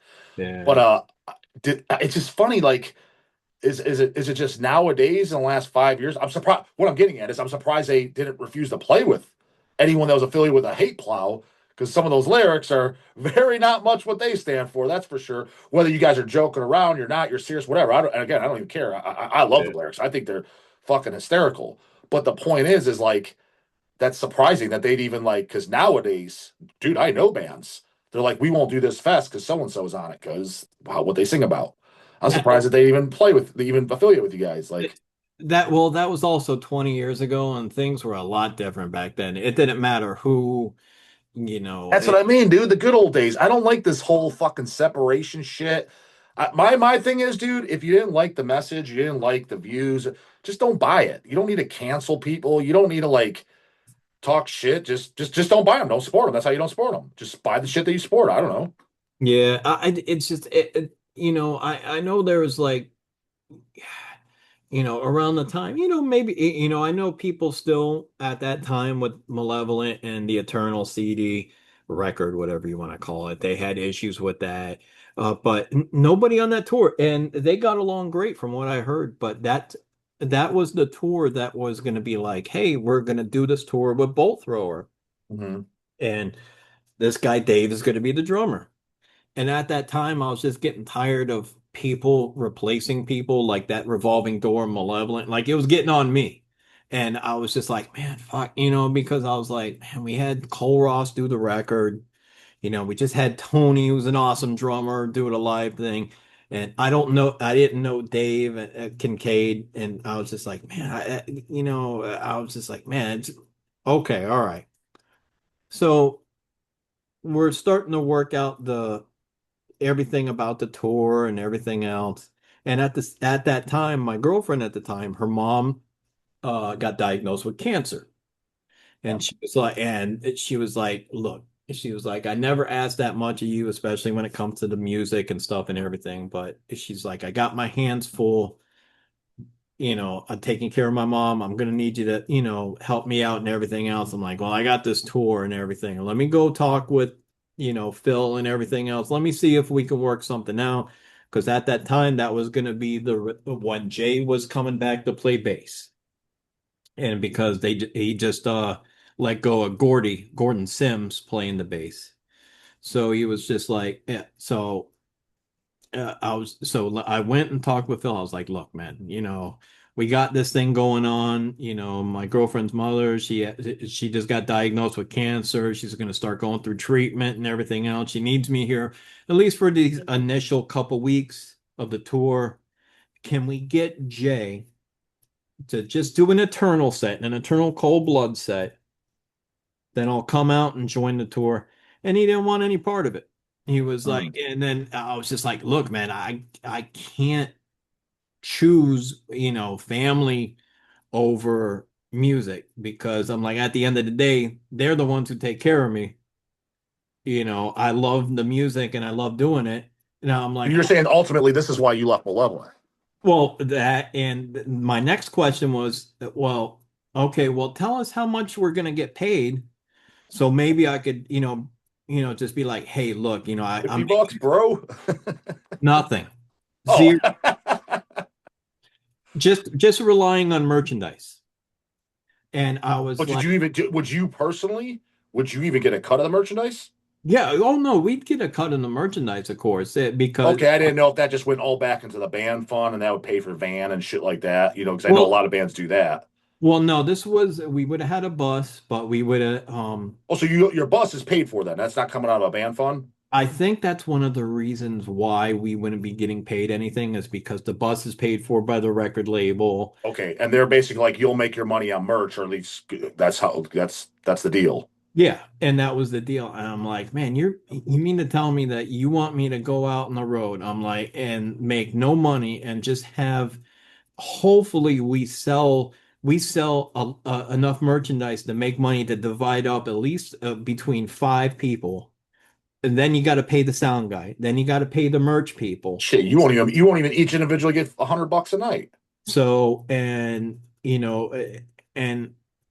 it's, for a huge tour, I could see with taking a cut and everything else, but with absolutely no money whatsoever, I was like, I can't. I was like, and then you want me to go, you want me to tell, my girlfriend who I was living with at the time, I was like, you want me to tell her that I can't help you right now because I'm gonna go on this tour of Europe to make absolutely nothing for money and just to have a good time while you're over here, I am. and I was just like, that's just bullshit. So I was just like, no, I was like, well, I'm not doing it. I was just like, so you go, and I was just like, look, man, I gave you my thing. I said, just get Jay to do a Eternal and Cold Blood set, the classics. He doesn't have to do the Will to Kill or War Cult. Then when I come on the tour, and that was frowned upon. So, and just next thing you know, I open up Blabbermouth and Brett's back in the band and I'm out because Are I'm you and are you and Phil on speaking terms now? eh, I don't really that's that's politically correct for no. it, I it's not like I'm like sitting there talking to him like when we were in the band or anything else. And here's the thing about Phil too is that you know he, he's the mouthpiece of Malevolent. So when he does his interviews out there, I hear about him, from I was going to do one in person on this Vader tour, but well, as yeah, I'm sure you heard, he got a little sick and went home. yeah, Now yeah, again, I don't. Again, I'm big Malevolent fan. I got nothing bad to say about Phil. I have his phone number. We texted back and forth. He's excited about the Hateplows coming out. I'm not trying to burn that bridge. Phil, you can come on. I don't. I got no horse in this race. I don't fucking know shit. I'm just a fan talking, and it's your goddamn 30 minutes. Like you say what I don't fucking know. Like I don't. I literally I don't. When I ask these things, I'm not trying to stir up drama. And I'm yeah, not trying to get like, hey, give me some dirt, bro. I'm just asking, like, because I legit don't know. And if you yeah. just say, "Hey, bro, I don't want to talk about it," like, "Oh, okay, I just didn't know." No, with that, I'll hear from him like almost like once or twice a year. Hmm. I'll get a text message or a message, or he'll say something on, Facebook or anything else. And, you know, um, but yeah, as far as like, sitting together and talking on the phone or talking like this or anything else, no, it's not that hasn't happened in a long, long Well, time. what do you think this is possible? Again, him and I, like, we don't talk. I mean, but he has Mhm. my number, assuming he saved it and shit. We've texted back and forth. Um, like he says, hey, we'll see up there on those blade plows, that type of shit, right? I'm gonna assume that this video is gonna get to him. Here, someone's gonna send it to him. There's no way Yeah. in hell he's sitting there watching my videos on a regular, but somebody might probably mention this. Do you think there's a possibility he's gonna text me like, dude, that guy's full of shit. Get me on. I gotta settle the score.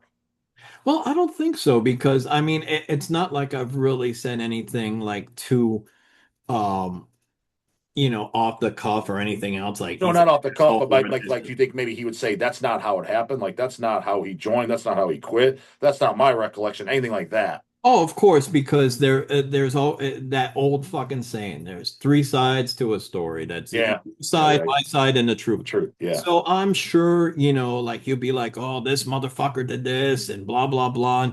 And the one thing that like in an interview he'll be like, yeah, he was a great singer and this and that, and that'll be like around the fifth minute, and then by like the 20th or 25th minute he'll be like, that guy in his new band fucking sucks and blah blah blah. I'm like, fuck, dude, you were just praising me like 15 minutes in this interview, and then all of a sudden it goes around and like 20 minutes later it's So what was he? So are you suggesting he's saying Kill Division sucks? oh yeah, yeah, oh So he doesn't. Oh, okay. I don't know. I don't know this info. I didn't know. I didn't even know if he had an opinion. Like, so. Oh, so he doesn't like it. Okay, this is new to me. Apparently, yeah, apparently, because I guess they were talking about Hateplow and if it'll ever get back together and stuff like that. And somebody pointed me out to this interview, just like you're saying, someone will point this interview out to him. 1,000% they will. 100% will. And somebody, and somebody said like, man, you know, what did you do to upset this guy? I'm like, like, I don't know. I'm like, if you watch the interview, you see in the first few minutes that like, this cool guy, and then like by the 15th or 20th minute, I guess he was stewing on something, and then all of a sudden I'm like this, this unreliable person or anything else. Now, Maybe in his mind, not to defend the guy, but maybe in his mind, he wanted to continue hate plow with you. You basically pulled out, so he can't do it without you. Maybe he looks at it, he's just kind of, and he doesn't know how to maybe express his emotions. Maybe it's that masculine thing, is lashing out the way they do it, and yeah. maybe he's just mad because he wished that you guys were still doing it. That could be his way of saying that. It could be, but you know what? I don't feel like I don't have enough time to go to therapy for people. So Yeah, no, and I wouldn't either. And he's plus a grown man. It's like you got to learn to read between the lines. But I'm just saying maybe that is because some people are just better at handling their thoughts and emotions and how they. Hell, it could be argued that I'm not the greatest. Let me just watch my goddamn channel. I've definitely said, and I hit record and I hit stop and I upload. Don't be long, dude. I've uploaded some videos. I'm like, fuck, I probably shouldn't have said that. And I'm like, all right, I'll post it. I was like, I guess I'll get roasted or hear about it. yeah, and and that's I don't think he really has any like whatever is in his head, he'll say no matter what. So I think that if you guys do an interview about the reissues and everything else, I'm sure you know I'm sure whatever pops in his head, he won't have a filter. He'll have a less of a filter than me. Well, let me show us out. He will says, Phil, the reason I didn't hit you up for a Zoom is just because you're on the road, and I like to do my videos in person, preferably. I Yeah, just know Kyle's not on the road, so the odds of me bumping into him anytime soon, if ever in my life, is yeah, slim to none.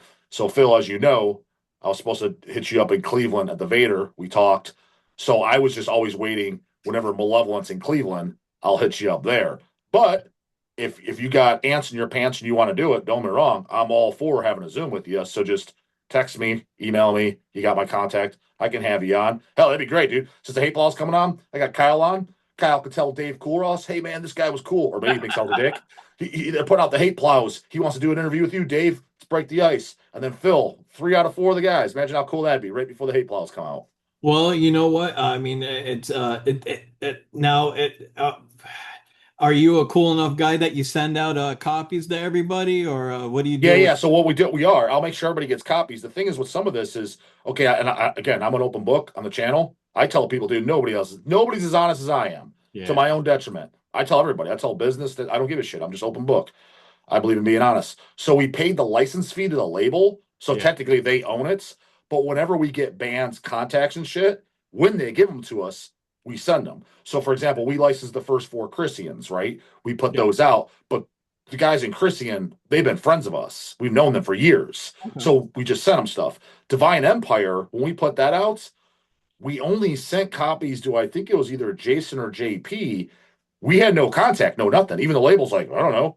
We had to buy the license from them. They're like, well, they didn't know because the band's not active, nothing.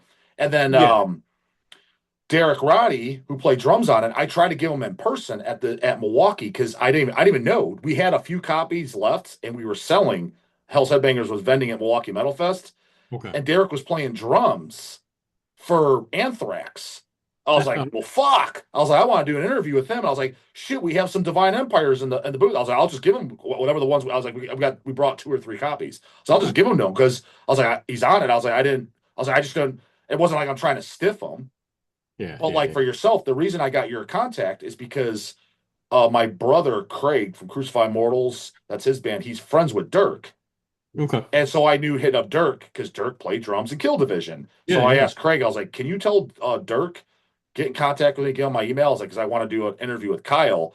So now I got your contact. Now, I was already going to send Phil a few copies of the Hateplow, but each member I get, I was going to send out a few copies. Because yeah, initially the label's just like, we own it. As long as you paid us, you're good. I was like, yeah, Yeah. but dude, a member should get a couple copies. I mean, come on. You know what I mean? But technically, yeah, we did pay cash for the license for both, which is fucking shitty, which I'm not worried about it. But it's like, thanks, dicks. Is that the first album, you said it's out, right? Everybody Dies. Someone else did a vinyl, Yeah, yeah, but they it's did. like, it's cool. It's like, they don't have a problem with that, but it's like, thanks, dicks, for license. Like, why didn't you tell us? Hey, by the way, we licensed the first one out to somebody else. They didn't tell us that. We heard that secondhand. But nonetheless, ours, by the time this video goes up, because this will go up in about 9 days or so, we'll Okay. probably be taking pre-orders for both albums because they've been at press, dude. So we should be getting a ship date like really soon. Okay. And so like ours will look better. They're gonna have the outer Japanese obi strips, which I vouch for because I love those on the outside of the LP. Oh, And okay. what's gonna really blow your skirt, Kyle, is the I first skirt, huh? All it's gonna right. blow that pink thong off. All right. Well, let me know how I'm going to be blown away with this one. Blow my skirt away, man. But it's gonna be blown away, blowtorch slaughter. It's the first 100 copies with the same amount of cover are a 12-inch picture disc. So there's 100 picture discs of both albums. Let's see that T-Boner label that did the other one beat that. So there's only 100 picture discs made, which those will probably sell out on pre-order of both albums. But it comes with the same outer cover. It's not just a record thrown in a bag. It'll be the Okay. same outer cover that you get the insert, the lyrics, but there's only 100 of each of those made. Oh, wow. Okay. All right, man. That's cool, man. Yeah, Let's it's see, that thong is blown off, huh? yeah, look, yeah, it was blown away with that. It's parted to the side, at least, you know. Shoes came unlaced. Yeah, and the I know that, look, I was hard to get a hold of, but I'm No, really you weren't at all. No, fuck no, you weren't, dude. Hard. Holy smokes. You want to know hard, dude? Dude, there's guys I've been trying to track down for years. yeah. Well, I'll tell you who's hard. Dave Koolross is hard. Yeah. Yeah. Oh no, I, look. I've asked. Nobody could get me a contact of the guy. But a lot of it is, dude, is I email them, and here's the classic. See, like Dirk put us in contact. You Yeah. replied right away. The normal is where people are like, yeah, bro, here's his email. I email them, no reply. I'm like, Yeah. at least tell me no thanks. Tell me to suck a dick. Say something. Like no Yeah. reply. What kind of unprofessional bullshit is that? Yeah, look, you know what? And I just recently got in touch with Dave not too long ago, like maybe like the latter part of last year. And I didn't talk to him. Here's another story for you. I didn't talk to him since, let me see what year that was. Maybe around 2010, somewhere around there. So I hadn't talked to him for almost 15 years.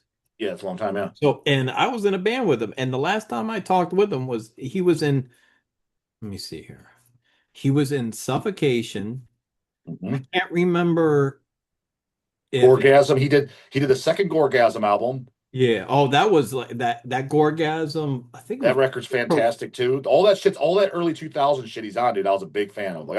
That's why I wanted like I know the shit he's on. Trust me. And I don't. I'm not just like, hey, I YouTubed it last week. No, I owned it since I was a kid. Like I love all that shit. Yeah, he sent me like a couple of the tracks right before Pinnacle of Bedlam was Mhm. coming out. And I think it was like I was on my way to Miami and he was calling me because we were gonna go see Napalm Death out of Miami, me and a few of my friends. And he was like, "Hey, don't give this to anybody, but here are the new tracks of the record." And that was like one of the last times I heard from him.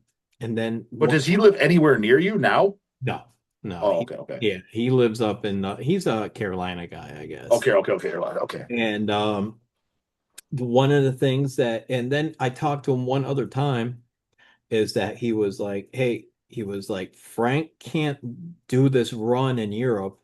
Would you want to sing for Suffocation on a European tour? And I was like, fuck, man. He was just like, he was like, I know you can do it because I've heard you do lows before, and you could just, he was Well, like, realistically, dude, your vocal style going on, they're drastically different than Frank, but they yeah, are more similar than Brett's, in my opinion.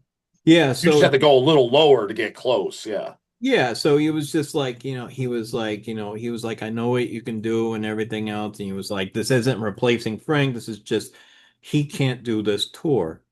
And I'm like, fuck. Yeah, I was just like, Suffocation's one of my favorites. I was just like, man, I'm honored that you're calling me, but I mean, just, I can't quit my job to do a 2-week Suffocation tour.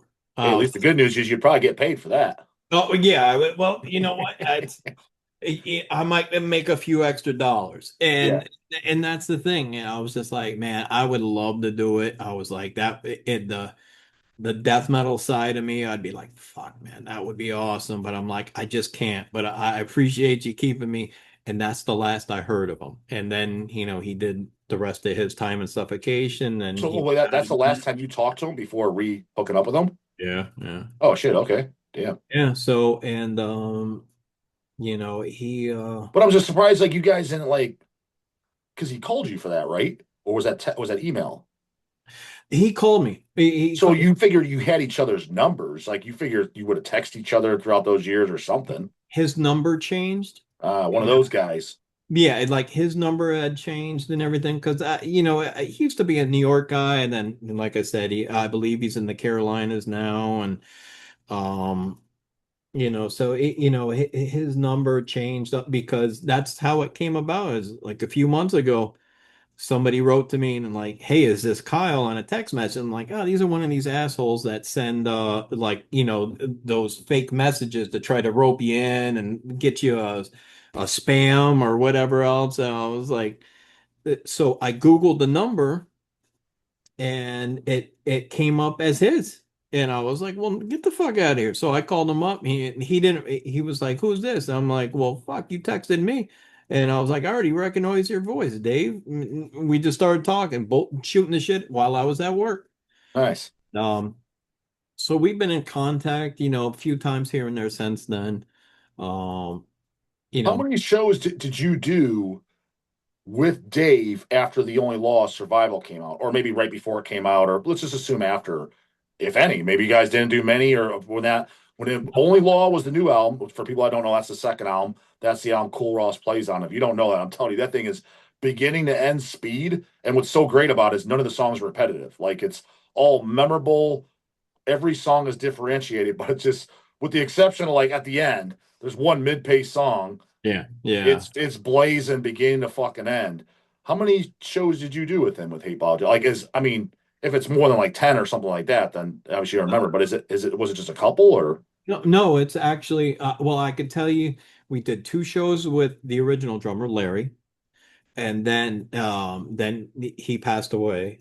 And then we did the SOD tour in the United States. That was the only time that we did a United States tour was now how SOD. was this is this like 10 dates, 20 dates, 30 dates? Like is it something Like like 2.5 weeks, okay, okay, like okay. not something crazy long. But then we played like, maybe a show in Tampa and Fort Lauderdale, But like all these are with Dave? yes. Yeah. Okay, okay. And so we did those like I know we did a show in '99 in Tampa, and right when we got back from the SOD tour in Fort Lauderdale. Then we did a European tour with Dave, but it was only again like maybe a couple weeks. And then no, we did one long European tour with that tour of Brett, and then we came back, I think in 2003 and did one more European tour, 2004 that could have been. And that's it. So I'm with Dave, we probably did about 15, 30, maybe like 45, 50 shows. Okay, okay, yeah. So you have a lot of experience on the road, working with them and shit like that. Dealing with them and yeah, all that. Oh yeah, plus we toured as Malevolent not Lovely, that yeah. many times because at that time he was in Suffocation or he was just out of music. So, I toured with, so many different drummers. I mean, Nicole Ross and Loreno, and I don't want to forget anybody. The drummer on The Will to Kill, he wasn't touring at the time, so I only did the record with him. Um, so I I don't remember. Yes, on the Will to Kill, because that's the tour I saw you. Who was playing drums for example, you came to Cleveland. Like, who would have been playing drums that night? That I don't remember. I think it was this guy named Ariel, if I'm not mistaken. Another person that got a hold of Phil, and Okay. if I'm not mistaken, I believe it was this guy named Ariel. Um, at one time, he was a good drummer, and but he he was having some issues with his then girlfriend or wife or something like that, and afterwards, I don't know if his mind wasn't into it, but from what I remember the story, now this could just be like over years of, anything. I think his girlfriend or wife at the time threw him down a flight of fucking stairs. And Okay. so like the first tour we did was opening up for Cannibal Corpse during, oh God damn it. Probably would have been Gore Obsessed, maybe. No, it was for an Bloodthirst. AP, Worm Infest. Worm infested. Yeah. That's it. So because I still got I got like a whole like collection of shit that I've saved over time, and I saw that Backstage Pass not too recently. Great shows because of course Cannibal always packs up the place, Mhm. and I believe that was his first tour with us, and we sounded great. I was like, man, this guy's really good. And then he goes away. We come back. We're about to do he comes back in the play. We're starting to practice up for the Will to Kill US tour, which I'm guessing is the one that you saw us on. And it just wasn't right. It's like, some nights it'd be good and some nights it'd be off. And it'd be like, what the fuck happened? And I don't know if Phil was just like, just goofing on him, saying his wife threw him down the fucking stairs or not, or his girlfriend or whatever, but something happened in between then. And then after that Will to Kill tour, the last night was in New Orleans. That was his last time. And then, then it began. I think Dave came back, Tony came back, and a couple other people might have tried out, but I didn't play too many shows with Dave, but the ones that I was fortunate enough to, he's my favorite drummer I've ever played with. Okay. In Yeah. a band or just practicing, just jamming out. Always my favorite. And I've been fortunate enough to play some real amazing drummers. And Mhm. I mean, just whether we're just practicing different band songs or whatever the case is, but Dave has always been my favorite drummer. Him and Doc from Vader, fucking two of the favorites because they're Mhm. kind of like similar in style. Yeah. And I would know, like Dave's just a little bit past Doc as my favorite. Hmm. Uh, but right up, he's just my favorite. I won't rattle you off all these drummers and everything else. Like, oh, this guy plays jazz fusion and this and that. But for like anything in death metal music, he's my favorite. And Like, who played drums? I can't for the sickness stuff. Who's the drummer for that? Gus Oh, played drums. Gus. Okay. Yeah, so Okay. Gus was playing drums, and Gus, well, like I've always told him, I was like, even though you're a good drummer, Gus, you're a even better songwriter because he helped write a lot of those songs that Malevolent.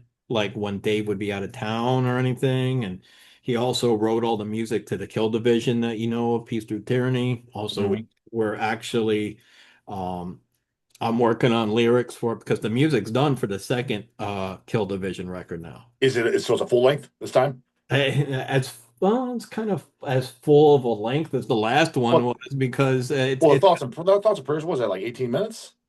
no, it's 24. It was 24 Is minutes. it? Oh, okay, okay.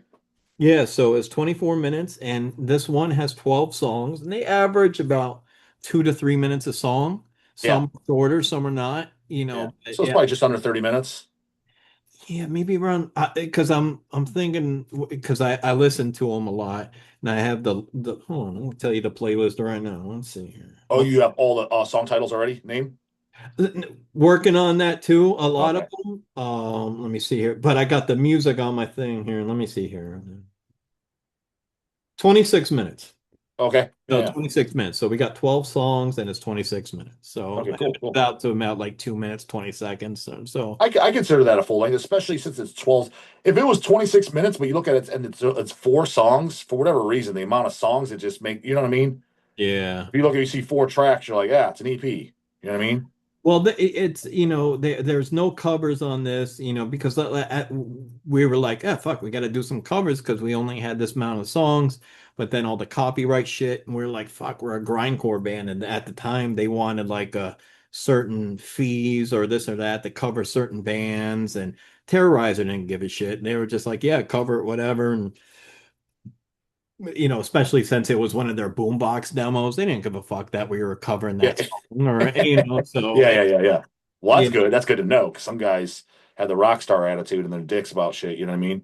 Yeah, no, he was in fact that was Dirk's request, like because we were like, hey, why don't we do that Terrorizer song that they put on that compilation that they didn't put on World Downfall.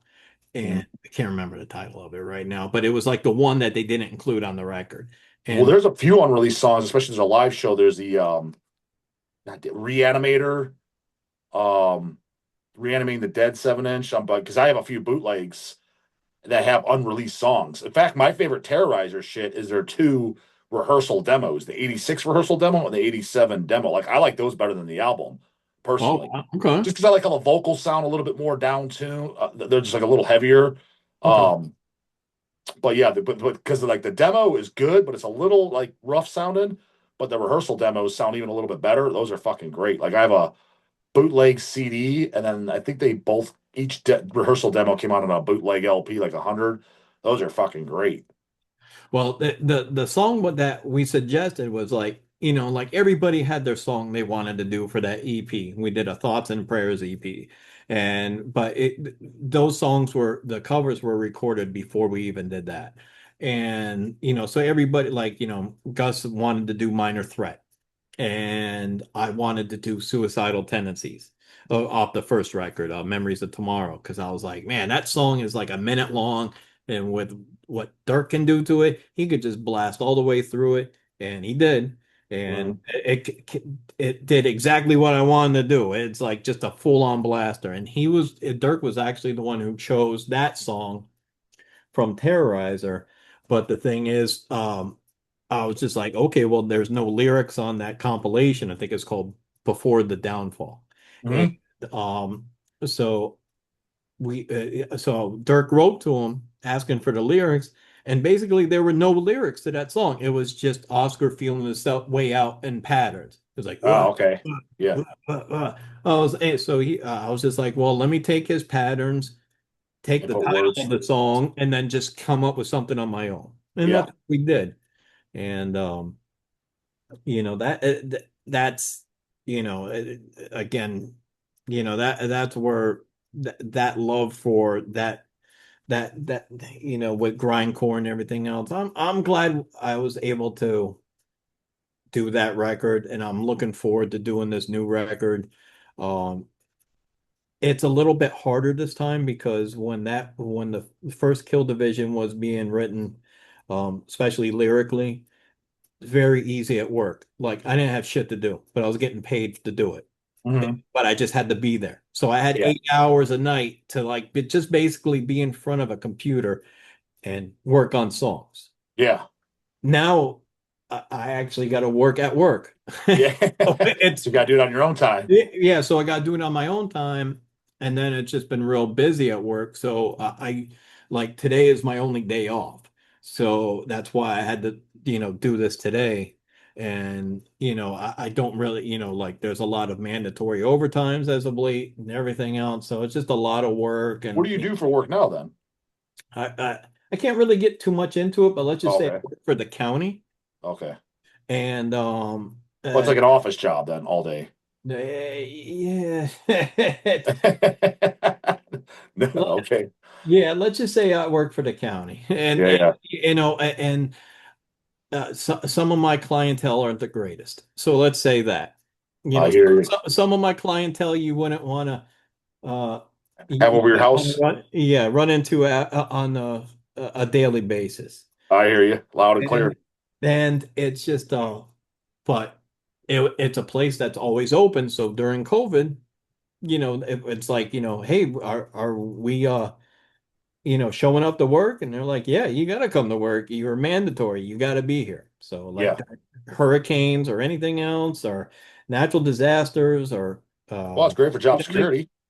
is, I've been there for, almost 18 years now. Oh shit. So, Okay. Yeah. no, just over 18 now. So So it's, right after leaving Hateplow and Malevolent and all that, you basically went to this place shortly after. yeah, I went to a school and, it's, trust me, I did not want to leave the music side. I loved it. I love playing music. I love playing shows. Well, that explains why there's the big gap until Kill Division, why you weren't doing anything.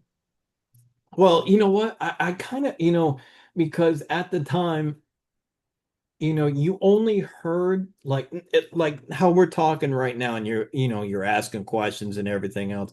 There was only MySpace, and there wasn't like Zoom meetings, and or if they were probably charging like $5 a minute. Mhm. And so no one, like once I was out, no one gave a shit. It's Mhm. just like if anybody wanted to ask questions about Malevolent or Hate Club, they would ask Phil. He's always on the road and everything else. So, so they got their information and opinions and stuff from him. So, so little over time when I would go to shows, I would hear about some of the things that were being said by other people, by this person, by that person, and it just left a bad taste in my mouth. And I was just Mhm. like, oh, you know what? I'll just sit at home and listen to the music and fuck everybody else. You Yeah, know, yeah, yeah, yeah. like if these people are talking this much shit, um, and then it's not something I really cared to be involved with anyway. Mhm. So I would just sit and, sit and listen to my records. Again, I couldn't begin to tell you when people tell me, ask me, oh, what newer bands do you like? I'm like, I really don't. And it's not because I don't like them. It's just because I'll, I'll, I'll listen to some and I'll be like, that's cool. But you know what? I'm going to go back to this record from 1994, 95. Yeah. Listen to Yeah. that. There are some bands out there that I've heard that I'm like, man, that's pretty good. And there's a lot of talent out there and a lot of talented musicians, but I, the songwriting is just not something that I'm into. Like No, everybody, that's exact reason to put it this way. That's exactly why we're repressing the hate plows. Is yeah, because we put out newer bands and stuff like that, right? But I'm way more excited. I was like, I'd rather just put out shit that I was like what I grew up on. I was like, I'd yeah, rather since that's never been out on vinyl, I'd rather do that than a new band's new album. Not that I'm against saying that, not that we do some of that, but the ones I like the most is like it's from the '90s, late '80s to early 2000s. I was like, I'd rather do that because that's generally speaking what I listen to. yeah. And that's the thing. Like I've heard some bands, and I'm like, man, they're good and everything, or I can at least appreciate their talent. But a lot of people are into that style, and I'm like, damn, I don't get it. And that's why Kill Division was made because, I was like, fuck, where's a band that's playing this good Terrorizer? Just, it's grindcore, but I don't want to say like the word groove because then people think No, like, but dude, you put on the title, for example, the title track "Thoughts and Prayers." yeah, That's immediately. a memorable song after the first listen. Most shit you listen to nowadays, you hear it, you're just like, yeah, it sounded cool, but I don't remember what the fuck I listened to. You got to listen to like 5 times just to remember a goddamn thing. Yeah, and that's the thing, you got to have, and that's another thing that I've been fortunate during doing music is that I played with some great songwriters. Phil, awesome songwriter. I mean, he's pretty much written all the Malevolent records. Definitely Mm-hmm. the stuff that I was on, it was him, and the other person is Rob Barrett. So Mm-hmm. that's another great songwriter. And Mm-hmm. then Gus, people know him for being a drummer and everything else, but he's a great songwriter. He did a thrash record called Create a Kill, where I think he wrote all the music. He wrote all the music to the Kill Division record, both of them actually. Okay. Oh, okay. And with the hate plows, they were written pretty much all by Phil.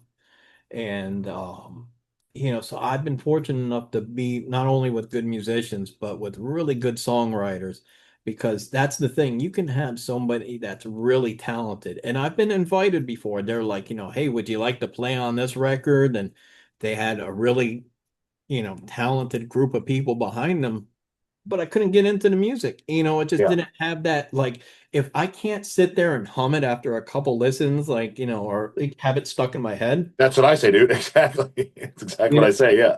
then it's just even if I wrote the catchiest fucking lyrics known to man or catchiest patterns or anything else, there's nothing that's gonna save that song. Or at least Yeah. from, but then you hear what some people are really into these days.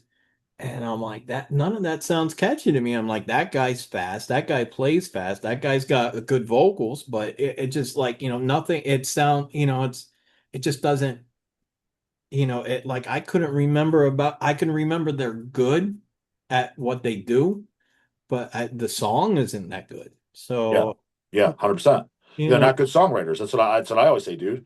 A lot of bands, they have what I call the formula. I was like, you have the correct formula, you have the correct sound, but you guys don't know how to write songs. yeah. And it's hard. I mean, there's some people out there that just can't. Like there's some people that want to play fast on the drums. They just can't. Mm, Some people that want to scream loud, they just can't, and some people that want to play guitar fast and they can't. Some mm, people, you can't force somebody to be a good songwriter. You can't force anybody to be a great drummer. I've known a lot of musicians with a lot of heart that can't play their instruments or mm. can't play them well enough to do, the things that, you know, I've been fortunate enough to, have be in a band with people that do. And, like, I've seen some people try out for Hateplow, Malevolent, and, they're sitting there and they're trying their hardest. It's like, God damn. It's like the heart's there. It's just hands and feet aren't. Yeah. So and it's a shame because they would have been if they could put that heart into some of the other people, because some people are talented, but their heart's not there. So, Yeah.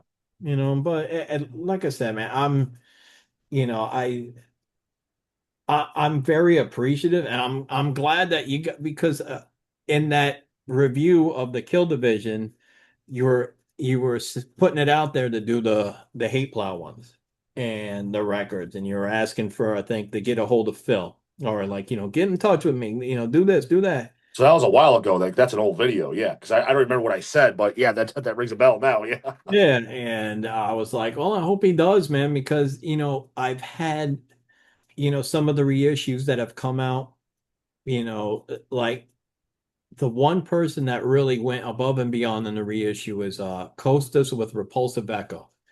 That fucking guy did the will to kill, and it's ridiculous. I mean, he made a fucking newspaper for it. I mean, Mhm. this, it had a remix. The sound was great. This and that. And then I see what the label, I think they're called Back on Black, does. Yeah. Yeah. 100%. Yeah. Yeah. And it's just like, you have opposite ends of the spectrum.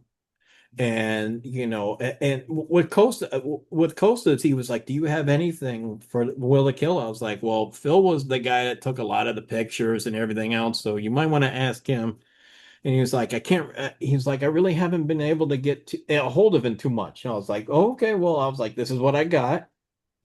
and you can use it. And if you need me to, if you want to interview, which he did, and he did a really good work on that record.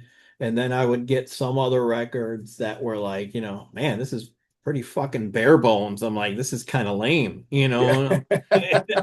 It's, you know, and I'd have to track them down, but at least you tell me now, it's like basically like nobody has my contact information. No one gives a shit about, basically it's just it's Phil and the countless other members that are out there. Mhm.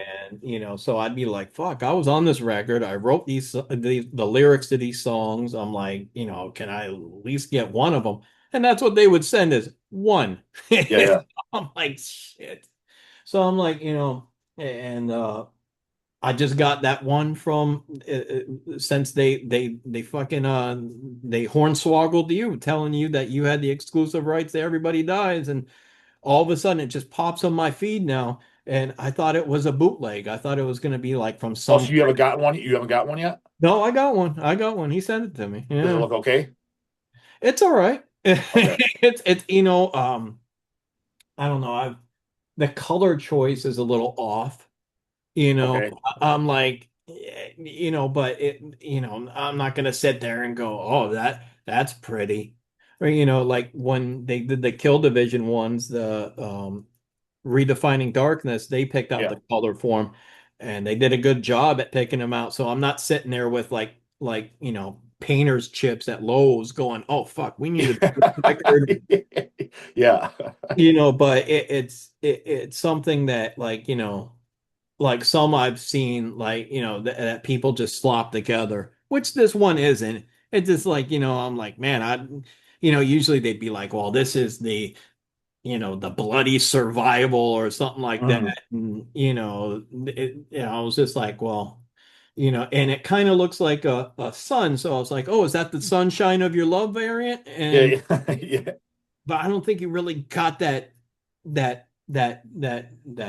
term or anything else. That I was like, fuck, Mhm. I could have named these variances by the colors of it. Yeah, yeah, yeah, yeah. Like you say, like, I don't know what you got going on, but maybe you do have the $20 blowjob variant, or maybe you have Yeah, the you ad got my brother chose the variant. colors. I know that. He chose the whatever, probably a black picture disc in some type of color.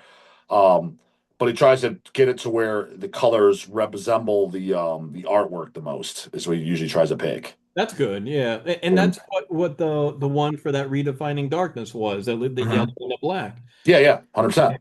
And and I do have that Divine Empire that you guys put out. Oh, you do have the LP? Yeah, man. Yeah, we Yeah. put that out. Yeah, yeah. Yeah, I bought Now, that. granted, yeah, that would have been nice if we had extra photos and shit. But again, what we dealt with was the label that would licensed it, and Yeah. they're like, "This is what we got." Like Yeah. it was like one photo, and like I think we had to get the lyrics off Metal Archives. I don't even think they had that. Like they had like nothing. It's like Jesus fuck, man. Why are we even paying you guys? And I think that was done by Pavement as well. And again, I don't know how many, if any, like, I'm not saying that we're fucking topping the Billboard charts, but I've signed enough copies of some of the records I've been on enough to know. And especially since we didn't really record them for a lot of money, like, I think that we could have, I, I should have, that's the one thing. Never been paid for any record in my life, Yeah, ever. yeah, I'm yeah. like, so when all I ask for nowadays, because I talked with about it with Derek. He was like, "What were you gonna make on that?" And I was like, "I know," but I was like, "Fuck! At least if I can get a copy or a couple copies of it, I'm good." I'm not sitting here planning my retirement on fucking a song about ass eating and blowjobs and fucking transvestites or something like that. Right, right, right. You know, Yeah, I'm you yeah. know, I'm, but I wouldn't mind throwing something on the discography. That's, I was on this, I was on that, and there you go. And but I'm sure that some people made a few dollars here and there. It just wasn't me. Mhm. And I heard Pavement didn't pay a lot of its people, and they never really supported too much, anyways. With I know because I used to hear Phil bitch about how they didn't support Malevolent Mhm. because that was past my time because I came in, it was Nuclear Blast. Mhm. And So I'm sure, and I used to like write to a couple people, and uh, I think they put out a War Cult vinyl way back in the day, and Back from the Dead Records, maybe something like that. Okay. And I was just like, hey, do you got any left? I sang on that record, and they're like, nope. Sent them to whoever. I was like, well, fuck. I'm like one of the five people that are on that goddamn record. you know, don't I get one? No. So I was like, you know what? And then that got me out of the music thing again. So I would stop and start and be like, well, Mm. fuck, if I can't even get a goddamn copy of a record I was on, then fuck them and, fuck everything else. Yeah, sure, sure. So I'm thankful that, at least, you do what you do and, everything else. But, and I'm looking forward to it, man. I recently got into records maybe about a few years ago, and Mm. it started a fucking addiction because my wife, she was like, "Yeah, I bought you a record player for Christmas." And I was like, "Oh, okay, all right." And I was like, "All right." So I bought a couple of my favorites. Fuck, I got so many cubes out there in the living room right now Yeah, of yeah. I'm like, it started an addiction. I'm like, I buy a record here, I buy a record there, there's so many stores that have them, and then you're like, oh fuck, they only made 400 of them. Let me order it right now, and Yeah. like, That's what I deal with all day. That's what we do yeah, for that because we just turned our hobby into a business. yeah, that's awesome, That's man. all it was, you know? Yeah, yeah, Yeah, and it's because just as kids collecting them and shit like that and just turn it into a business. That's what we do for a living. yeah, And because then the from there, that's the only reason I do the channel, dude, is yeah, because nowadays social media advertises your brand. I know I wish I would have started this 10, 15 years earlier, but we yeah, started Hells when we were kids. It was 2001. So we've been okay, doing this for 25 years. that's awesome, man. Yeah, Yeah, I mean, dude, if you count everything, CDs, LPs, cassettes, 7 inches, I mean, shit, Chase could probably do the math, but it's when we've done it's well over 1,000 releases. that's awesome, man. Yeah, Yeah. when Phil had a roommate. His name was Tom Stevens. He was actually the singer and guitar player of Nocturnal, and he actually sang for Incantation right before the Infernal Storm, Okay. because then he got kicked out and he was pissed off about that because he was like, I got Dave Ross to fucking play on this record and they kicked me out. Anywho, they fucking so Hmm. he had a distribution. So that's where I used to get all my music back in the day, and he'd be like, you got to check this out. So I I would whatever I would make in my shitty paycheck at the wine store, I would take like a lot of it to him and spend on that. Yeah, yeah, But nowadays, it's like, fucking, a record's gonna cost you 30, 40, $50 yeah. minimum. And fuck, if you got to import it from, overseas, then you got to pay Hmm. that 20 to $30 euro shipping charge. So always keep an eye out. And when you put out that Divine Empire, I got that, oh, what's that fucking saying? Fear of missing out, because it went, shit, only fucking 500 made. And I picked up Hmm. I think it's the Bone Axe Splatter Yeah, Bone, we did. There's the black vinyl. We did a regular black vinyl, and then the one color. Yeah, one version color vinyl. Yeah. because I'm a real asshole for colored vinyl. I don't So know am I. what. I like them too. Same. So it's just like I have a friend that always goes, you know what? I'm just in the standard. I'm like, fuck I standard. know guys. Yeah, I know guys like that too. Yeah. It's got to be standard black vinyl and blah blah blah. I just bought online just a little bit ago. I bought the soundtrack for an old horror movie, not that old, but about 50 years old, is Salem's Lot. They released it on Mhm. Waxwork, Yeah. and somebody put their copy of their subscriber variant on Discogs. And that thing wasn't up there for like more than an hour before I bought it. I'm like, oh fuck, look at that. It's just like Yeah. then I gotta figure out how to pay for all this shit. You got So that 16-hour a day CIA job, bro. You got the yeah, well, the big bucks coming in now. I definitely won't say it's anywhere near the CIA, but let's just say that I make enough money to where I can afford a few tokens of pleasure everywhere now. And It's more than the $50 a night if you were lucky shows. oh Jesus, man, yeah, dude, you know, and that's the thing. With Kill Division. we played a couple shows, and I don't mind doing something local. And because it's a grindcore band, you ain't gonna make fucking piss money out of it. You just go there, you hope to sell a couple records and shirts and have a good time and see people you haven't seen in a long Have you time. guys played out of state ever with Kill Division? No, Oh, no. okay. And I would want to, but I would want it if it has to be out of state. Look, man, you've heard the record. It's hard to find somebody to play drums like that. Because Dirk is just for session only, right? Yeah, I would love to play at least like maybe a show or two, like maybe if it was like a festival or something but he's so busy with Negative, yeah. yeah, of course he's going to be busy with them. That's his full-time job. Sure. So it's like I have a full-time job, he does, Gus does, and everything else. So it's not like, oh, Kill Division's going to pay my mortgage next month. So but if I wouldn't mind, like I don't need to make like, like if they were to say, hey, we'll fly Kill Division, we ain't gonna pay you, but we'll fly you up there, you could sell your merch, you play the one show, we'll fly as long as they took care of us. Yeah, no, it's like it's a grindcore band. It's not like fucking, Tell on you what, I'll do a deal. Here you go, Kyle. If I do you got my word. I'll say it here right on camera. I'm on my second one this year, August 1st. Tickets in the description box. I do Dead by Dog. I'm on volume 2 this year. I did the one last year. It's a 1 day fest as of right now. Well, it's technically 2 days this year because it's teamed up with Ohio Death Fest. If I do one in 2027, which there's a very good chance I will, I'll fly in Kill Division. say that would be awesome, man. Like I said, it's we want to do it where it sounds right. And it's hard to because Gus did the bass on the new record. Jeremy, who did the bass on the piece through Tyranny, he's an overkill now, so he's got his job now. So it's just like so we got a bass player to do the shows down here, and So he's you just basically need the drummer's the problem then.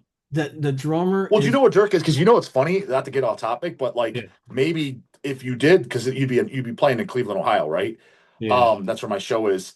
Dirk is like from this area. I don't remember the whole story. It's that old grandma story, but my wife, her grandma, her her daughter, so my wife's aunt, like Dirk used to walk their dog or some shit back in the day. So she tell me that story. She's like, and he's in this big metal band. Have you ever heard of them called Megadeth? I'm like, yeah, I'm aware of who they are. I think I've heard of Yeah, right. them. What's that? Yeah, and So he's from this area close by. I don't know where he lives now or what he does or how often he's been here. This yeah. is 40 years ago. Like, but I'm just saying, you mentioned Cleveland, Ohio. You might be like, fuck, I got family I got to go see. Fuck yeah, it works out for me. Up playing drums, hit Dead by a Dog, hit that Iron Fist, say hi to Craigie Boy, my brother. It'd work out real well. And my whole premise of my show is my fest is it's not something I'm looking to do every year per se. It'd Yeah. be great if I do, but the whole premise is me bringing stuff that I'm a fan of that never comes to this area or very, very rarely. You Okay. answered earlier, like we've never played outside of Florida. That's what I'm looking for. I'm not looking for Incantation, Immolation, who I like. I'm like, they play here all the time. I Yeah. want shit that if you're in this area, you have either never seen in your entire life or it's been at least a decade. Like my headlining band this year is from Denmark. It's Denial of God. They've been around since 1992. They've never been in the States ever. I'm flying Okay. them in for a one-off show, bought their visas, hotels, paying them, everything. We'll play my show, flying the fuck home. So that means if you want to Okay. see Denial of God, a band that's been around for 34 fucking years, from Denmark, if you want to see them in the States, this is the only time you're going to. You got to fly Okay. out to me. So most of the people, just like my past one, they all come from out of state too. Okay. All right. Yeah, it's good when you have like an exclusive thing because it wants, you want Yeah, people to be out 1,000%. just Yeah, for yeah, of that. course. And I would love to. It just I don't, I never answer for anybody because I'd be like, I'd love to do it. And then, because I know Dirk is going to be busy with fucking, Megadeth for the next couple of years, even though it's the retirement tour. I know how long those fucking things last. I mean, Like I said, if I do it, so we're looking at it's going to be summer because I only do it over summertime. I'm not doing it in winter like a dumbass. It'll be Mm. summer 2027 because, like I said, this year's already it's all booked up. It's August 1st, 2026. Tickets in the description box, got you. So you got a year and 6 months to fucking no year and whatever 3, 4 months, whatever to plan. Well, that, you know what? It's something to look into. Like I said, we're just trying right now. Again, the music is done for this other record, and I'm hoping that, sooner than later I can finish up with these lyrics. It's at least with the last time we were doing it, there was so much shit going on and you were just bored because it was fucking COVID and there was absolutely nothing fucking happening. You had a lot of shit to write about, and there's still a lot of shit to write about, but I kind of cut myself off from everything that's out there because you just turn shit on, it pisses you off. Fuck it. You know what? It's I'm all just negativity. it is. It's like people are looking for that. It's like, when you see something that's positive, that's on the end of the newscast, like right next to the fucking weather. Yeah. That first 15 or 20 minutes is like, look at all these assholes and all the bad shit they did, you Dude, know. that's unfortunate. The thing is people probably find that ironic because they're stupid. They can't put two and two together. With my channel, they think that I'm the Mr. Negative because either the titles that I use or some of the topics that I'll go over purposely. I'm like, no, it's because that's what everyone wants to see. I was like, dude, if I just do this, I have a title like, hey, check out this Kill Division album. That's the title, and I'm showing you on camera. Nobody watches it. It's nothing. It could be name any band. Like Yeah. people just they just want dirt and gossip and trash. So I try to at least throw that title or something. I was like, because that's the only way they'll click. They won't otherwise. And I think it's sad. I wish it wasn't like that, but I was like, it's that old saying, I guess, don't hate the fucking player, hate the game, right? Well, and that's a bad part of the game too, is that, like, I'm thinking now we've been bullshitting for about 2 hours now. It's over 2 hours. Yeah, and it's like, which I have no problem. Like, I don't mind bullshitting about music or anything else at all. It just, people's attention spans these days are there's nothing. It's not Yeah, there. that's why, to be honest, once we got to a good spot, that's why I was going to end it there because for that reason. I mean, these always go, the longest I had is 3 hours, but they're 1 to 3 hours usually, the Zooms, which is cool. But when I get this good spot, I stop it for that reason exactly because it's these kids of today. They got that Instagram fucking wheel attention span. I watch my short. I can't watch anything longer than 60 seconds. It's like, Well, Jesus yeah, fuck, man. it's a clip, it's a tweet, it's a this, it's a that. It's Yep. like, but that doesn't explain the whole story, and which, that's a lot of bad things that happen. You see a video of something bad that's happened. Well, what about the 2 minutes before it and 2 minutes after it? And you're not getting a whole story. You're only getting like something so you're gonna pick out, like, something that, I'm not saying me, but you got to pick something to get your people, your viewers, your sponsor, whoever into it, to be like, oh wow, like you might be able to take like a 15-second clip out of here, out of this interview that's saying, like, oh, Phil's an asshole and this is the reason why, and people are gonna be like, oh fuck, I'm gonna watch this 3-hour video, and then they'll be like, well, wait a minute, he didn't really say anything To be about. honest, I actually might even use that as a title. Phil Malevolent Chris is an asshole, and here's why. Yeah, honestly, that's why. That's where I come with my titles. Yeah, Dude, if you watch my videos, where you're like, what the, some of my titles. If you went down my list right now, I guarantee you yourself, because everyone does. They tell yeah, me I'm the master of video titles. They laugh their ass off. They're like, what the fuck is this? yeah, Because if it's something I briefly said, or even if it was a 20-minute video and it's only like 2 seconds about it, I use it as the title. I was like, because that's what'll get clicks. It's yeah, what if I just put right now, I'm telling you, dude, if I put Kyle of Hateplow Malevolent Creation interview, it'll get dog shit. yeah, yeah. It is. It's just like, and it's fucking stupid. Because some people call me out, they're like, why did you use this title as for this guy's interview? I'm like, did you notice it's got a shitload of views? Yeah, that's why, buddy. I was like, because Yeah. everyone sucks. I was like, trust me, I wish I could just put Kyle of Malevolent. I was like, that's number one, I don't have to think about it. Number two, that's easy as fuck. And number three, it's like, oh, cool, real fans are watching this. Yeah, yeah, The flip side, though, the good news is a juicy title like that, and let's say they weren't going to click on it. The good news is it's going to be people clicking on it that never heard of the band, and in turn, you do gain new fans. As yeah, opposed to if it was just a positive, and a lot of them, if it was just all hate plow, kill division, malevolent creation fans, let's say they all watch it. It's like that's great. You gave something back to your fans, but you didn't get any new ones. yeah. So It's it's a this. catch 22. It's got its good side, but it's got a lot of negative because that's all everybody is negative. But I try to look at the positive. I'm like, well, you're at least gaining some eyeballs now. And I know for a fact it attracts. Well, I know because people directly tell me, and we sell shit, so I see what sells. Like Yeah, literally, like, dude, I did not know about this until you, and I clicked on it because of this. Like, and they literally liked the band and bought it. Like that's happened hundreds of times so that's why I do it. I'm like, all right, well, that's the game. Like, don't be mad at me. That's the formula. I don't know what the fuck to tell you. I didn't create it. I'm just running with the game. Yeah, and and that's the thing though too is that I mean, I'm a music fan. I always like watching interviews and of bands I'm interested in. But sometimes I'd be like, when somebody's like, yeah, they want to like interview me for the record and everything else. And I'm like, oh, fuck, why? I mean, okay, but I'm just, it, I could see like talking about shit like, from back in the day or anything like that. But again, I just have it in my mindset that when, again, if I was either left or given the boot from Malevolent or Hateplow, let your viewers do the, decide for themselves. You know, uh, no one gave a shit because there wasn't social media to say like, oh, I wonder what the real story, they like everybody else was out there saying, oh, this person did this and this person did that. You had a mouthpiece that was out there saying stuff. Yeah. I'm just sitting at home, not knowing what the fuck's going on because then I'm completely out of that scene. So Mhm. like if I go to a show and they'd be like, "Oh, we heard about you." Well, what the fuck do you hear about me? And then blah blah blah blah. It's like, "Oh, Yeah. okay, all right." It's like I had this is like how bad shit starts. Like I remember right around 2004 that I got back from Brazil and I was just sick as a dog.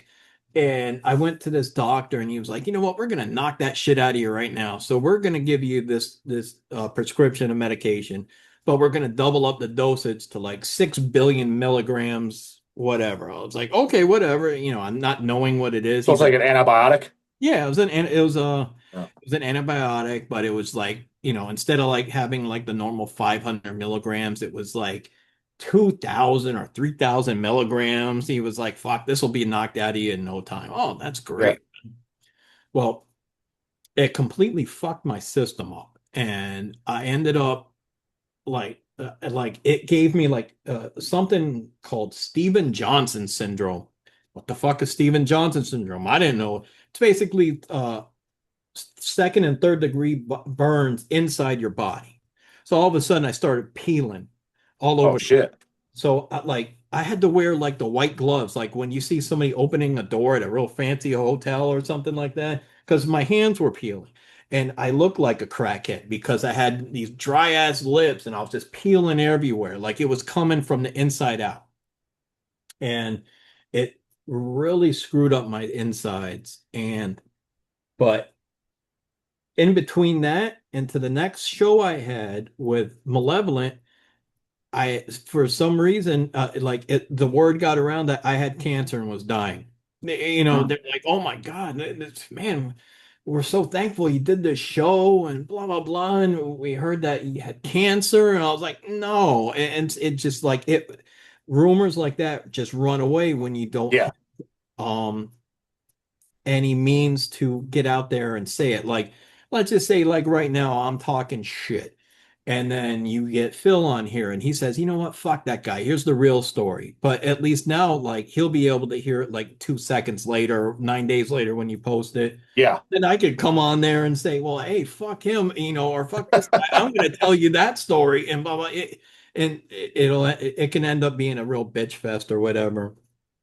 The one thing I do want to say is that when he had his issues in Europe and he was close to death, I reached out to his brother and regardless if we didn't agree with everything towards the end, I never want to see anybody fucking, go out like that or get caught in any issues like that. I know, with having health issues myself that, you know, you definitely don't want to be stuck in a fucking hospital 4,000 miles away from home. Fuck no. And then, I was in contact with his brother during that time, just checking on him. And luckily, everything worked out. Then he got back here and he made a couple mistakes. And I hope that everything works out because I am friends with, Ronnie of Malevolent. And I've talked with Darren as well, the singer of Malevolent and everything else. And that guy is like a big Ultra Malevolent fan Mm. I think that anybody that can, as you said before, do the Brett stuff, he can't. That's your guy. Yeah, yeah, yeah. If you don't like his other bands or anything else, because I know everybody's like, hey, he's in CKY and he's in this band and that band. How the fuck is he gonna do Malevolent? Because he's a fan, and he's a real big fan of Malevolent and of Brett, and he can do he's got a good enough vocal range where he can pull off Jay stuff, my stuff, but he can really shine on the Malevolent, the Brett stuff. Yeah, And nice. and I think that what people if people are looking for that, which I think a lot of people are, the fans of the band, I think that they're really going to do well just as long as everybody's got their shit together. They put out a good record, they go out, they don't make mistakes like the last time, because once you get to that three piece and people are wondering what the fuck's going on and everything else, and you had this guy then singing and this guy's keep the fucking drama out of it and just play the goddamn music. That band should, and they put out a good record and they can keep together as a five piece. I only wish everything but the best for 'em, man. I hope it works out. I'm not going to sit on here and, talk, oh, that band sucks. Fuck them. Fuck him. Blah, blah, blah. Right, right, right. That could be a part of your next interview with certain people. I don't know, but Yeah, I Phil might come again. Phil, he's more than welcome to come on and do a Zoom. I was just like I said, I was just always saving it because I was like, I'll see him on the road sooner or later. would. But if he's like, we ain't got time, I got to get to the bottom of this, and those LPs coming out, I want to talk now. I'm like, hey, let's do it now. Then I'm cool. Yeah, you know. man. Well, you know what? I'm looking forward to seeing what you guys got with the LPs and everything else. And, I can't thank you enough that I'm glad that you're putting them out, because over many a years, people are like, when's, this coming out? When's that coming out? I'm like, you're asking the wrong fucking person. I'm like, look, I Yeah, find out when like I say, I didn't know that Everybody Dies was on vinyl, and apparently you didn't either I until heard rumors. Somebody said I heard a number of labels doing it, and I just like whatever. Then when you said it too, I'm like, oh, I guess it's true. what happened is because it's like at work, I listen to music off of YouTube, Yeah, through the day. yeah. So I guess my choice of music gets, like, I sign into YouTube and all of a sudden I got all these little reels and clips and this and that. And all of a sudden I see, this record spinning, and it says, "Ooh, Hateplow on vinyl." I'm like, fuck, really? So I click on it and I wrote to the guy. I'm like, hey, can I get one of these? I'm like, fuck it. I'm like, is this a bootleg or is this actually? And he was like, yeah, I licensed it. And I was like, all right, well, do you have an extra one for the guy that fucking sang on it? And he sent me one. Hey, at least you got a reply, dude. Most of these Yeah. fuckheads don't even reply to me. Oh, well, shit. Somebody from Brazil, put out the CDs of Everybody Dies and Only Law a few years back. And, I put up, I was just like, hey, can I get like, a couple of these? I was on the record, and he was like, oh yeah, that, that'll be 40 fucking euro or whatever. I was like, dude, I sang on those goddamn records. I'm not paying you shit. Yeah, yeah. If you don't want to send it, that's fine. But, I'll pay for the shipping, because I don't want to take money from your pocket either. I don't need, dude, I don't understand how broke these fucking businesses are. Like, they shouldn't even be, dude, if they're that broke, they shouldn't even be in business. Like, no one has ever asked us for something like, hey, can I get, I'm just like, yeah, send me your address. Like, I like, I don't even, like, yeah, like, I don't even have to think about it. I'm not like, oh, like, yeah. I don't Yeah. ask, well, it's gonna this, well, you live in Japan, bro, the shipping, like, fucking oh, dude. Like, I'm running a real business over here. I was like, we have gas money. What the fuck you talking about? Yeah, and that's the thing is, like, with some of the releases that, have been put out over on Back on Black, I had to initiate it. They did send me them, but I had to be like, well, fuck, man, and they were like, well, which one were you on?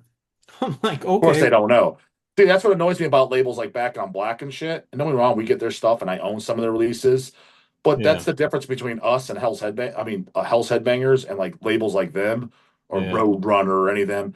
It's just a bunch of corporate suit and tie douchebags who don't even listen to this kind of music. And again, that's honestly, dude, that kind of talk is why people love my channel. That's where majority of my followers follow because I call that shit out. I was like, Yeah. it is, dude. I was like, it's a bunch of posers. It's a bunch of suit and tie, fucking just non-metal heads. I was like, they don't listen to this. I was like, I know that for a fact. I was like, don't get me wrong, they might have an employee or two, but you just there you go. Yeah. Which album you on? Like which band? Like let me look up that SKU. They don't even know. It's just like a Walmart guy. Like let me look up that SKU number, bro. Like you asking the fucking bag or grocery boy at Walmart for a product. Yeah, and that's the thing. I was just like, well, I was on this live record. I was on these two records.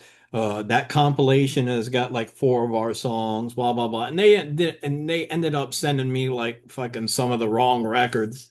And I'm like, so they send me Invidious Dominion. Mhm. Like I'm not even on this, but I know for a fact that I'm pretty sure Gus doesn't have this, so I gave it to him. I was like, fuck, I'm pretty sure Phil ain't calling you and fucking giving you records. So here you go. So I gave it to him. And then they gave me a compilation that has, I think, just like the, first few Pavement records, like The Fine Art and In Cold Blood and Eternal. But I was just like, fuck, I like some of the, I like those songs on there, so I'll keep that. But like, and then they sent me like one each, a War Cult and the live South American record and The Will to Kill. But that's been all that I've gotten from them, and I haven't heard from them really since. And not like I'm like trying to chase them down, like, where's my fucking 15 cents from my Spotify plays or Yeah, anything. yeah, yeah. That's not going to pay my electricity next month, am I going to waste I time. know, yeah. So, but to slightly their defense and even Phil's and stuff, again, the only thing I can say is when you're licensed this stuff, they don't give you contacts. Yeah, So it's yeah. to kind of like to see where they're coming from. I was like, well, I don't know how to track these guys down. But again, when you do get a hold of them or they contact you, you don't ask for 40 euros for shipping or whatever. It's like Well, you don't yeah. do that. Well, you know what? I know I'm gonna have to start wrapping this up here. Let me tell you one story about that. And Phil gets all this shit, when he does stuff with Malevolent, of course, because he is malevolent. And there's no doubt about it. Phil is malevolent, and I will always say that Brett was the voice of Malevolent. So those people that get on here and say, "Oh fuck," his records of Malevolent suck. They don't sound like Malevolent, this and that. I did the best I could. Some people like them, some people don't. But Brett was the voice of Malevolent. Phil is Malevolent because it's been his band since he started it till now. Mhm. That, over the years that they put out a few records here and there. And I'm like, damn, I would love to get a copy of that. And people are like, oh, well, we sent our, copies to Phil. I'm like, son of a bitch.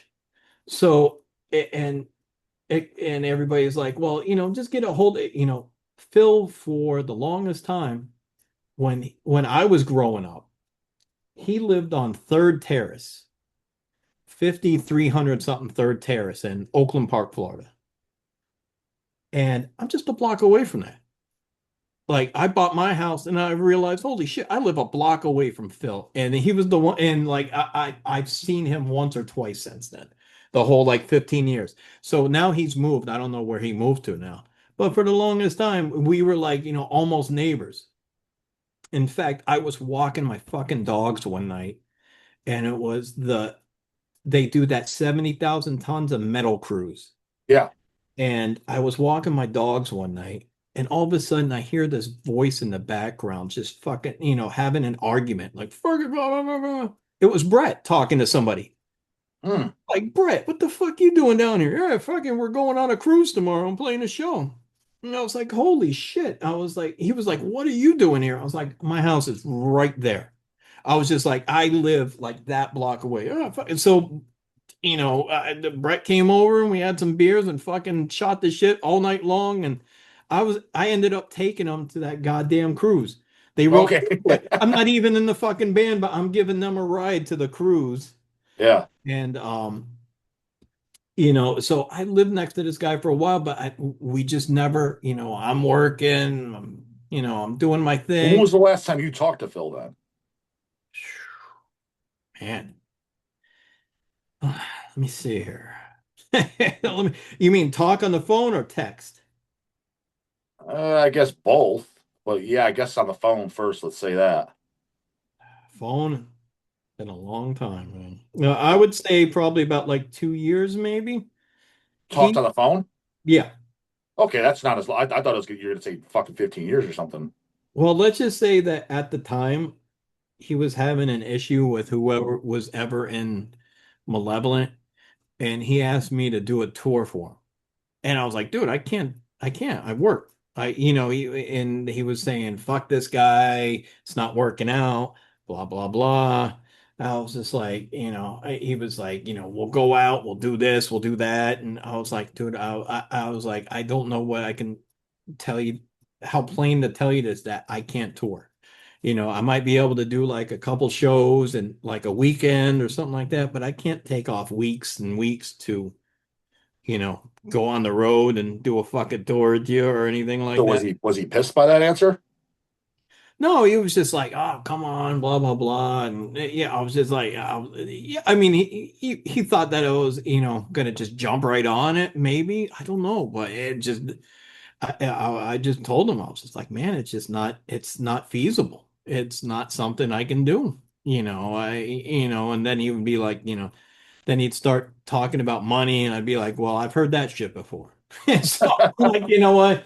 I was like, no, man, I need my job. I'm comfortable where I'm at, so good luck to whatever. And, the last couple times, it's just been about like, I think like he just wanted to get shit off his chest about like what was going on in his band that was Yeah, pissing him off. yeah. Like he would call me up and he would talk about all this stuff. And then when I would go to talk about what I wanted to talk about, he'd be like, "Oh, dude, I gotta go now. I'll talk to you later." All right, man. So, Yeah. so I was just like, "All right, man." So it's just like usually it's like, for a holiday, like, around Christmas or something like that. His birthday's on, I think it's either New Year's Eve or New Year's Day, one or the other. So I'll call, I'll text them. I'll say, happy birthday, hope all is well, whatever. But that's as far as, but I'm not, writing them going, hey, fuck you.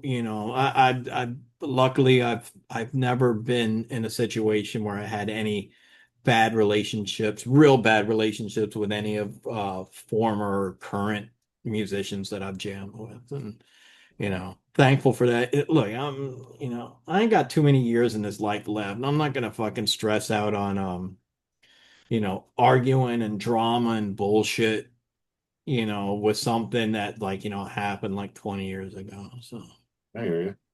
Well, I think it's a perfect place to end it, Kyle. Like, yeah, man. yeah, gave a lot of history, a lot of insights, cool stories. Yeah, let me Uh, hear fucking like 2 hours and 40 minutes. I'm waiting for this title to come out. I can't wait to hear because I on that Kill Division one, you mentioned some band names. I think it was like something Ballsack and blah blah blah and did you Snoop. find it? Did you just like look it up and find the Oh title? no, no, I remember. Yeah, I remember. I'm like, who the fuck Dude, is honestly, I'm not gonna lie. I think I'm gonna go because I made no. I think I'm gonna go with Phil Malevolent Creation is an asshole, and here's why. Unless I can think of something better.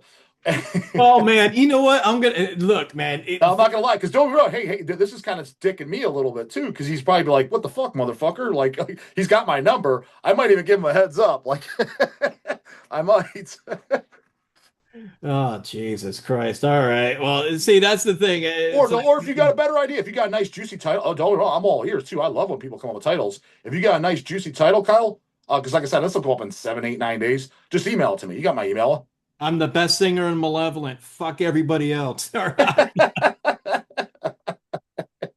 I don't know, man. You do what you do. That's the thing, though. I guess they're gonna have to watch the whole 2.5 hours to find out Well, what. dude, I can't tell. Dude, I've had even like bands tell me, like, but guys that like me, they're like, yeah, I don't watch all your videos. But like, well, I'm not gonna lie, dude. By some of your titles, I'm like, what the fuck did this motherfucker say? Like, I gotta watch this. Like, what Oh the fuck? yeah. Oh yeah. Yeah. Look, man, and you know what? It's I guess we'll wait and see what people think of the video or whatever. Like I said, I've just been sitting up here rambling about bullshit for the last 2.5 hours anyway. I don't know if it's gonna help you sell any records for Hateplow or not. If it does, I At hope. least listen. The thing is, it lets people know about the band, check them out, and I vouch for them. I tell them about them. I like to think that I let them know about the good stuff because I think the stuff of today, exceptions to the rule, and Kill Division is definitely one of those exceptions. Is most stuff's just inferior as fuck, Yeah. and I honestly believe that. I say it all the time on my channel. All I was like, it's just inferior as fuck. Yeah, and you know what? And I'm hoping that with the new record, since I guess since the title, you already picked out the title for this fucking video. So let me put Hey, my like you said, at the Malevolent studio. Hey, bro, if you got a better one, you're free yeah. to bring it to the table. For the guys that want to sing, you got a better one. I'm all ears. Oh yeah, oh yeah. And look, man, if something pops out, but it just I hope that with Kill Division, that people appreciate how you reviewed it perfectly. That's what we wanted to aim towards, that early style, but it's also something that has good quality to it, Yeah. and it's played by people that have a lot of talent. And with the new one, I hope people get into that. Hopefully, we'll be doing the vocals within the next month or two, and then we'll mix it. I'm not, because it's mostly Gus's shit, because he wrote all the music, so he's working on where it's gonna go to next. So, but I hope that once we get together, start working on artwork, shit like that, we do that, and it's I hope people, like appreciate like how you appreciated the Peace Through Tyranny. I'm not out there like doing another Hateplow record. I just like grindcore. It's one Mhm. of my favorite styles of the genre. In fact, good grindcore, I think for some times for me it's like it's some days it's better than death metal, like good death metal. It's I Sure. don't know, it just I could sit and listen to fucking Terrorizer on loop constantly, and I can Hmm. listen to From Enslavement and Hmm. Harmony Corruption, Utopia Banished. Those are my favorite records. So I hope Hmm. that people that dig that shit, the older grindcore people that are getting into their senior years like I am, fucking, Yeah. so Right. they can listen to their fucking, maybe we'll get sponsored by AARP on this record. Who the fuck knows? That'd It's, be nice. I welcome sponsors. That I need them. yeah, it fucking, hey, brought to you by fucking, AARP, and, don't forget to fucking take your medicine and blah, blah, Yep. blah. Listen to some old, was it Baby Boomer or whatever the fuck our generation's called, Yeah, grind. whatever they call. Dude, I can't even keep up with the terms. But yes, I'm. Didn't even know what those terms were until a couple years ago, and I still haven't got them fully figured out. But yes. Yeah, and that's the one thing that always, in the back of my mind, it's like, some kid's gonna read these lyrics and go, fuck, this sounds just like fucking Grandpa Simpson fucking screaming at the cloud. Yeah. It's just like, oh fuck, what is this old man arguing about now or fucking bitching about? So it's like, Well, keep in mind, a lot of the old guys watch too, and they're like, "Yeah, fuck yeah, the guy's right," because they're thinking this, because they're thinking the same shit. well, we'll just all shake our fist at the fucking cloud then, and Yeah, yeah. so.